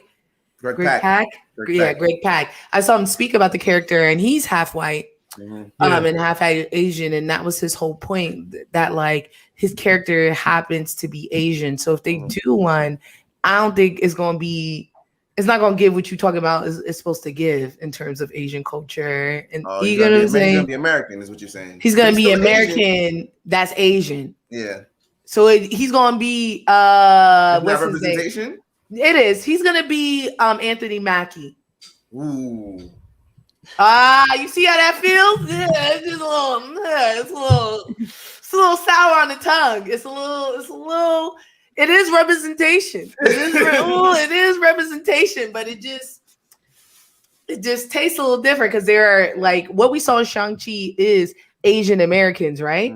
They even like Awkwafina didn't speak Chinese well, and I was like, "Yo," she was like, "I don't know," and then he was like, "Oh, I speak." But she could still somewhat understand it. That's what I like, right? Which made sense, right? Her grandma didn't speak English, and stuff like that. But if we do, is it Artemis? I always call them Artemis. Whatever. If we do the Hulk route, it's not going to be like that. It's going to be like he chills with white boys and is around nothing but white people, which is a narrative for Asian men. I'm not saying that, but I don't know if it's going to give. They may be the Asian community be like, why is this what they're showing?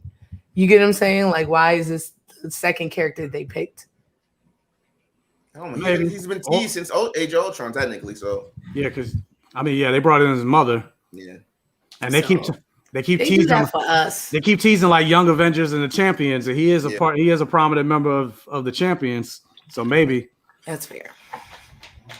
And plus considering the lack of Asian representation, even if he does have a lot of white friends, they still might be like. They talking about Simu, talking about he not what they would have picked as the heartthrob. Oh no, I talked about that in my non-spoiler review where people like they asked people like Asian Boss, they asked people in China, they were just like, yeah, they didn't think he was attractive enough to play Shang-Chi and everything like that. They would have chose like somebody that looks like a K-pop singer. I want them to cast somebody to play Namor. I think they're saying that he's already casted, but I really love it. It's not Oscar Isaac? No, Oscar Isaac is playing playing Moon Knight. He's so fine. No, they cast Namor. They haven't officially said his name on. No, they haven't said his name on. You're probably right. People speculate. Yeah. He Namor, y'all. Come on. Have y'all seen Into the Battle? I seen the first season, and that was it. I haven't seen him. But wasn't Ryan Phillippe supposed to play Iron Fist? I know nothing about that. I'd never heard Ryan, the swimmer? From Cruel Intent? No, not that's Ryan Lochte. What? Oh shit! You talking about Reese Witherspoon? What's his face from Cruel Intentions? Yeah. Reese Witherspoon's ex. Yeah, Reese Witherspoon's ex. Oh dang, he would have been good. He old though. He in his 40s. He no older than like Iron Fist is not in his 40s. The Flowers is. But he's no older than like Chadwick playing Black or Robert Downey Jr. when he was first cast as Iron Man. No, but Iron Man is grown, right? Oh, this guy's old. And Chadwick Boseman, that's the point. Like you're right. Like Black Panther is supposed to be young, but like Iron Fist, like character they had. I was gonna say most of the Marvel actors, at least the men, they were all in their 40s. Even what's his face, Mahershala Ali playing But Iron Fist is like his personality is like childlike. He had to be younger, you know. And they age like milk. So if you want him in 3 movies. Yeah, you guys starting yet. And like Mahershala is one. Is it Mahershala? It's not Mahershala? No, it's Mahershala. Mahershala. I need him to say it in my ear. Oh, Mahershala might be food. Okay, Mahershala. He does not look 40. He's up there though. He's like pushing 50. He's pushing 50. Especially by the time we get to like Blade 3. Do not matter. Blade 3, he's gonna be like in his 60s. Yeah. And they can de-age him like they did for the entire movie of Gemini, whatever. Yeah. Right. Shang-Chi is supposed to be in his 20s. Yeah, but Simu Liu is Simu Liu is 30. Simu Liu is 32. Yeah, I don't think they have to worry. Like Asian people, like they're pretty good. They age pretty well as well. Yeah, but then it's but it's like overnight they age. Yeah, they get to a certain point. Yeah, they get to like one age, and now they're like small and like super wrinkly. But before then, there's like, oh, I'm 70. I look great. But also, now that I think about it, the last thing I mentioned, going back to Shang-Chi, one thing I will say I was kind of disappointed in, especially considering all the heavy marketing around the character, is I forgot his name, but the fighter in the garb with the mask.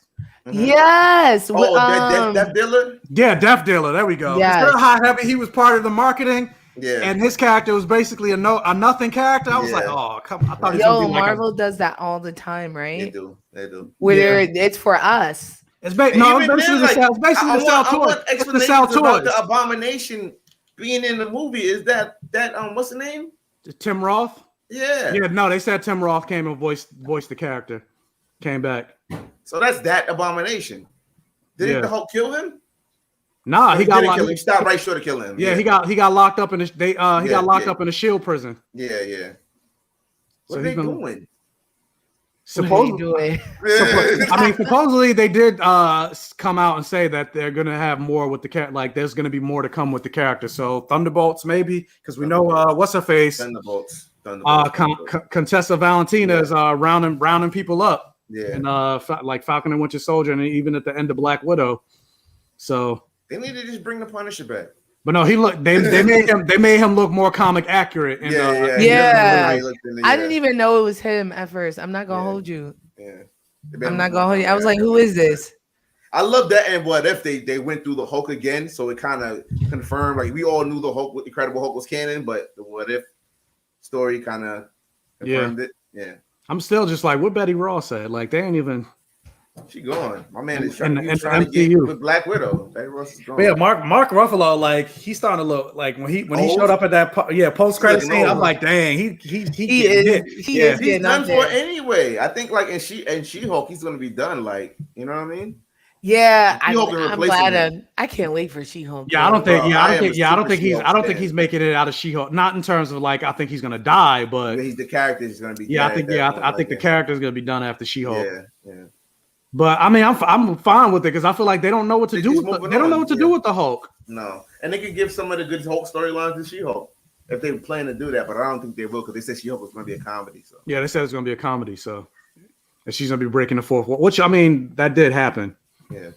But I'm curious to see what they do with her. Yo, the stuff we saw with Deadpool is what we should see for She-Hulk. Yeah, I mean, she was Deadpool before Deadpool. Absolutely. Most and they all gonna say she a biter. It reminded me too much of Deadpool. Copying off of Deadpool, yeah. Hashtag you don't read comics. Jameer said Mark Ruffalo is tired. Marketing. He is tired. Who, me? I agree. No, they said Mark Ruffalo is tired. Mark Ruffalo's tired, yeah. He is wild tired, man. I ain't gonna hold you. Yeah, he was falling apart. He definitely did. I was like, dang, times been hard after Endgame. Like, what's happening? I really like his arm. Is it healing? If it's not healing, I don't think. If it's not healing, you would amputate it. No, you don't just walk around with a sling for the rest of your life. The arm is, if it's no good, it's no good. And maybe he's thinking it's healing. Like you're making it seem like he just got injured. Like this is something he's probably like testing and stuff like that. Like to see like, is there a way? Why is it healing? You get what I'm saying? Like, this is not a regular injury. You don't want to cut your arm off. Also, I know niggas with magic. I'm not amputating my stuff until I've figured it. I'm doing all the research. He popped up in Dr. Strange's crib like, yeah, that's the homie now. You know what? So. Yeah, Dr. Strange. I'm not cutting it off. Voice acting. It was. Yeah. But no, it wasn't just him. It was Sebastian Stan's voice acting was bad in the first episode. But you know what, y'all? Even voice acting and acting are it's not the same type of acting. It's the same thing with like theater acting versus film acting. You could be a great film actor but be terrible in live theater. Like I heard and I don't know how true this is, but I heard like Sean Penn, he's terrible on the stage. But in terms of like the film, like he's a great film actor. I saw Denzel on stage as Othello and what is that? Shakespeare in the Park. He was mid. Really? But he does all the stuff. He does all the plays. He was tired. Yeah, he got his start in theater. I don't know why y'all yelling at me. He was tired. I was watching. He was like, he was maybe mid. He was literally tired. Yeah, maybe. I was just saying maybe he was literally tired. Tired, but I watched it. I was like, this is not like I'm. Y'all gonna get mad at me for saying I like Shang-Chi better than Black Panther. You're not gonna come on here and disrespect Black royalty. Denzel. You right. This is like time. I'm gonna give y'all the you right. Hey, I was hoping to see Shang-Chi use the rings more. I didn't. I mean, him using more. I didn't want to. Yeah, I want to see it. Yeah, I wanted hands. I want him to be like have that back to Power Rangers. I want him to have that rule. Like he should only be using the rings when he's in an Avengers. When he's in an Avengers movie. Yeah. And even then, only when he's fighting like a character that's like super powerful. One thing I will say though, like his whole thing is like he's the greatest martial artist in all the Marvel comics and thing. But then you get to this movie, I'm like, it's like 4, 5, 6 motherfuckers. That's like way better than him. Way better. One thing I did. The only person that beat him in the one is his dad and his sister. In my head. I thought he was going to his mother, his father, Michelle Yeoh, all everybody was better. I thought that he was going to take the rings off of his father, the way his mom did, and drop them. And I thought it was going to be hand to hand, and then like his father tried to grab him while he's grabbing them. You get what I'm saying? I think in my head, because I saw it twice. I saw it like his mother took the rings, like it made that fireball and hit him with it. When he took the rings, made that fireball, and he just dropped it. Like, I don't need your rings. Right, but I thought he was going to do it earlier. Yeah, I thought he was going to do it earlier, and then like his father would have had to fight to pick up the rings while he was fighting him off. Mm-hmm. And that's what I was saying earlier in terms of like the emotional aspect of that final fight scene. Like, I wish it was like him, his father, and his sister, and it was all not the big spectacle of the CGI of the dragon and the 10 ring. Like, it was an actual straight up martial arts fight. Mm-hmm. Right. So that was, like I said, that was my biggest issue with the third act. Like, I wanted to see more just straight up hands outside of the spectacle, because even with the like I said, the bus scene, it was all the cutting of the bus, the her driving and everything like that. It was just it was all a lot of big spectacle thrown into the fight choreography, and I just want the fight choreography outside of the spectacle. So hopefully, at least in the second movie, we get that. All right. And then I want to see him wash a couple characters. I want to see him wash everybody up. Yeah, I want to see. So if you had to rate the movie, what would y'all rate it? I would give it in my rating, I would give it a high hit. So that's what, 4.5 Frankie Flames. Yeah. I give it 5. I give it 5 Frankie Flames. Because like 5 doesn't mean it was perfect, but 5 means I'd watch it any day it's on. Yeah. My rating, I give it an A-. Okay. That's fair. That's a 5, yo. You said an A. A-. A 5 for me is an A+. A+? Yeah.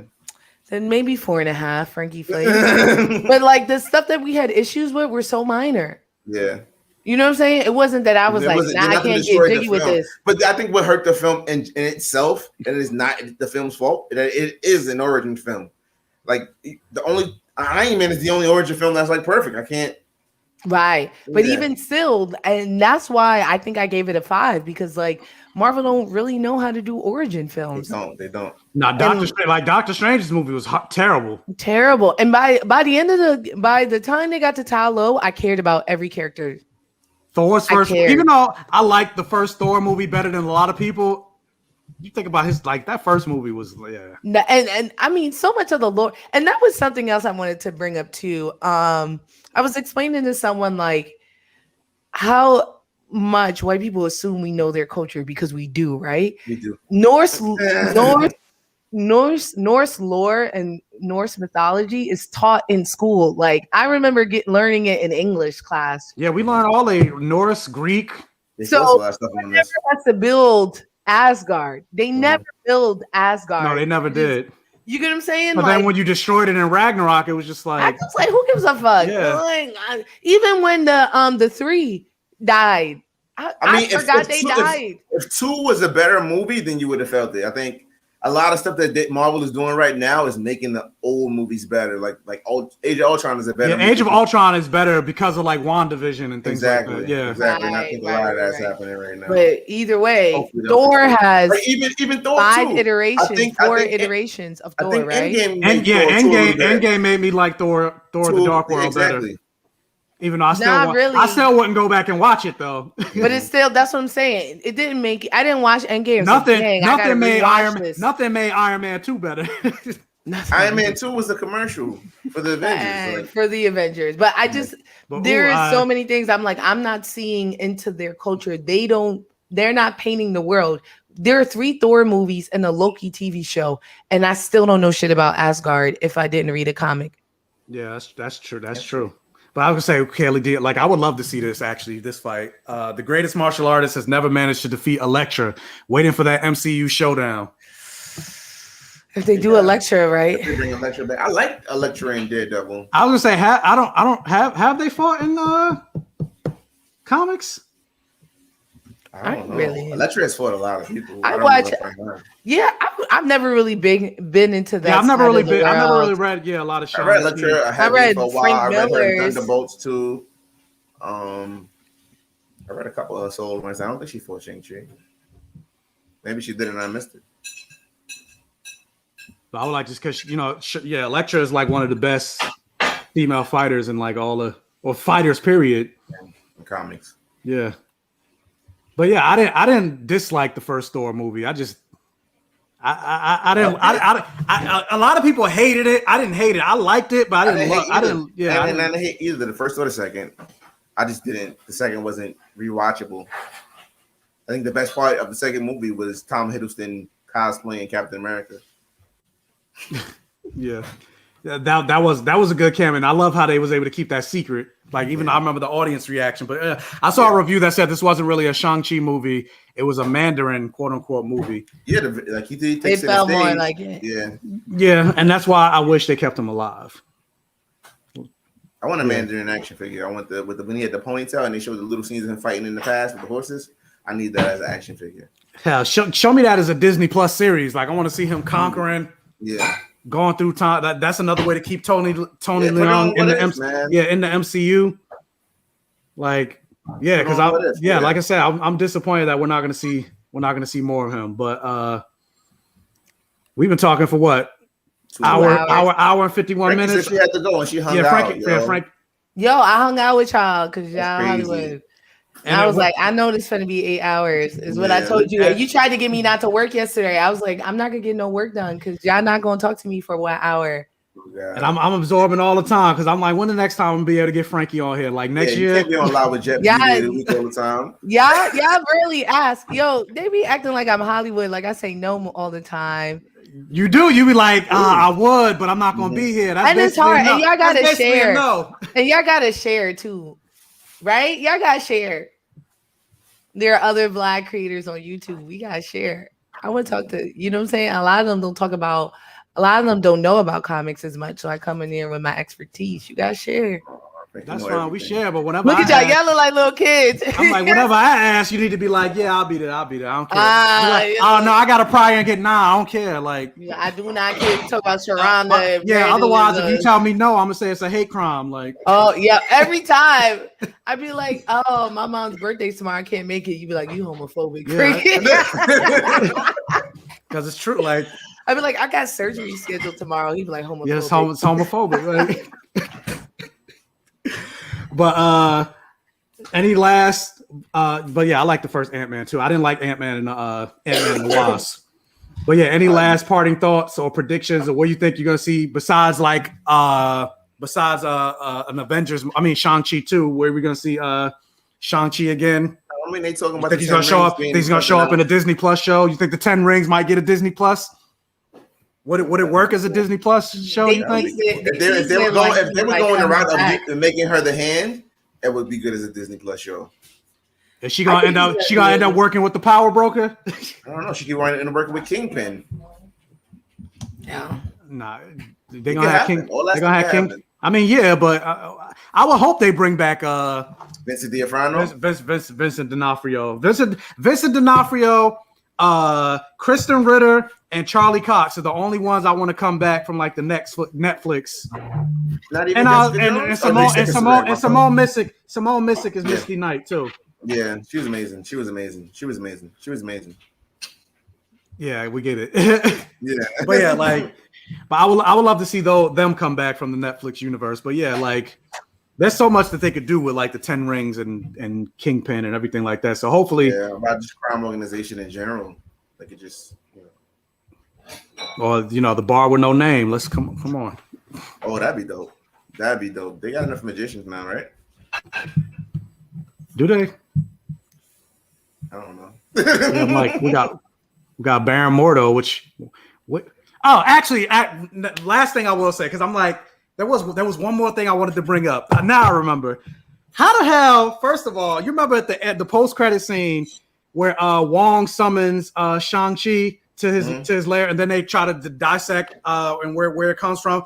I'm like, how is it that this motherfucker was like, we sensed the 10 Rings all the way in Kamar-Taj when they were in another dimension, but I'm like, y'all motherfuckers couldn't sense Wanda when she fucking took over a whole town? Like, she's the Scarlet Witch. One thing about Wong is he mind his business. Yeah, and we learned that in Infinity War. He said, y'all got this, right? Okay. I'm out.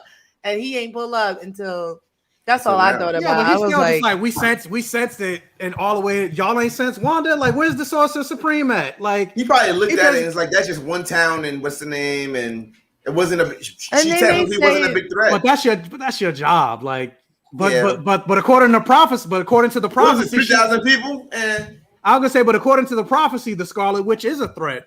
Because remember what Agatha said, like, you awakening as the Scarlet Witch is going to unleash some whatever. Like, could it be Chthon? Could it be, like, they got bigger threats to deal with. And I think they're going to answer that in Spider-Man. Yeah, I was going to say, instead, your boys breaking the multiverse, trying to erase memories of Peter Parker being Spider-Man. That's another conversation. Yeah, but either way, Wong would not have been the one to answer Wanda. So maybe this is happening during the same time. No, maybe not Wong. Right before. Maybe not Wong. Yeah, I was gonna say maybe not Wong answering Wanda, but just the fact that he said we sensed it, and I'm like, so y'all couldn't sense. Yeah.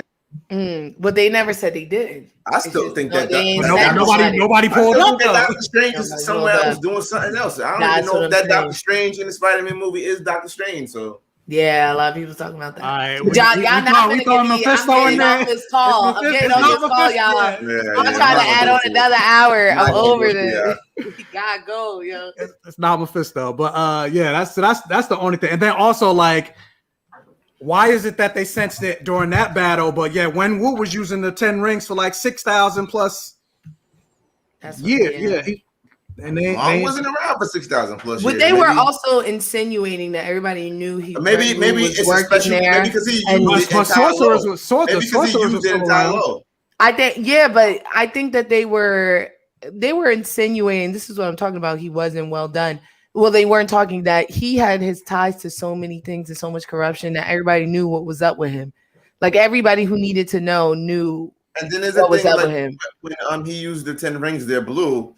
And when Shang-Chi uses them, they're gold. Maybe it's different. Maybe he does something different to them. I don't know. Maybe. But I'm saying to ride. But that was the only thing. Yeah. That was the other thing. But and I was like, y'all, come on. But yeah, that was it. That was the last thing I wanted to bring up. But other than that, y'all got any last parting thoughts regarding the movie? That was it. You got it out of us. But Raheem, thanks for coming in the stream. You jumped in to hit a like. Still got to go watch the movie. Go watch the movie. It's it's probably too late to go now, but go if you don't got to work tomorrow, whatever. Go watch it. Go watch it tomorrow because I was gonna say you missed the $5 Tuesdays at AMC. So, but I definitely recommend the movie if you guys are in the stream because I know there was other people that said they were watching in the stream and they didn't see the movie. They didn't mind the spoilers. So if you haven't watched the movie, that's my last parting thoughts. Go watch the movie. Definitely recommend it. So, Frankie. Anything you want to plug or introduce yourself or anything like that? Yeah, Frankie always dropping videos. Definitely check me out on on Instagram and on TikTok. I've been putting out a lot of TikToks lately at Fantastic Frankey, FrankeyY. Yo, I talk about everything, mostly nerdy things, but I'm watching any show that got somebody with a cape on it is on my feed. I'm watching a lot of anime too. We can get into that. But yeah, I love to talk. I got a lot of things coming up soon too. So, stay tuned. Blood sex. If you got blood sex going magic, watch man, we gonna watch it. But Kelly, real quick, sorcerers aren't the magic police though. Wanda wasn't a threat to the world at the time, and they're probably a menagerie of magical stuff going on. I mean, they are the magic. They are the magical police though. Like they said their duty is to protect, preserve reality and everything like that. And Wanda, they are the magic. Wanda broke reality by manipulating and creating things that she wasn't supposed to create and manipulating the whole town. So she was a threat to the world. It started as a town, and what goes after that? Then it expanded. Yeah, we watched her expand. I mean, maybe not the first time. Wanda got to go to jail. Time, yeah, the second time she expanded it, he should have been like, "Hold on, nah. Let me see what's going on over here." Yeah, and he know what's up with the Scarlet Witch too. Yeah, I'm pretty sure he's got to know about that prophecy. There's no way more powerful than the Sorcerer Supreme. You're gonna unleash whatever.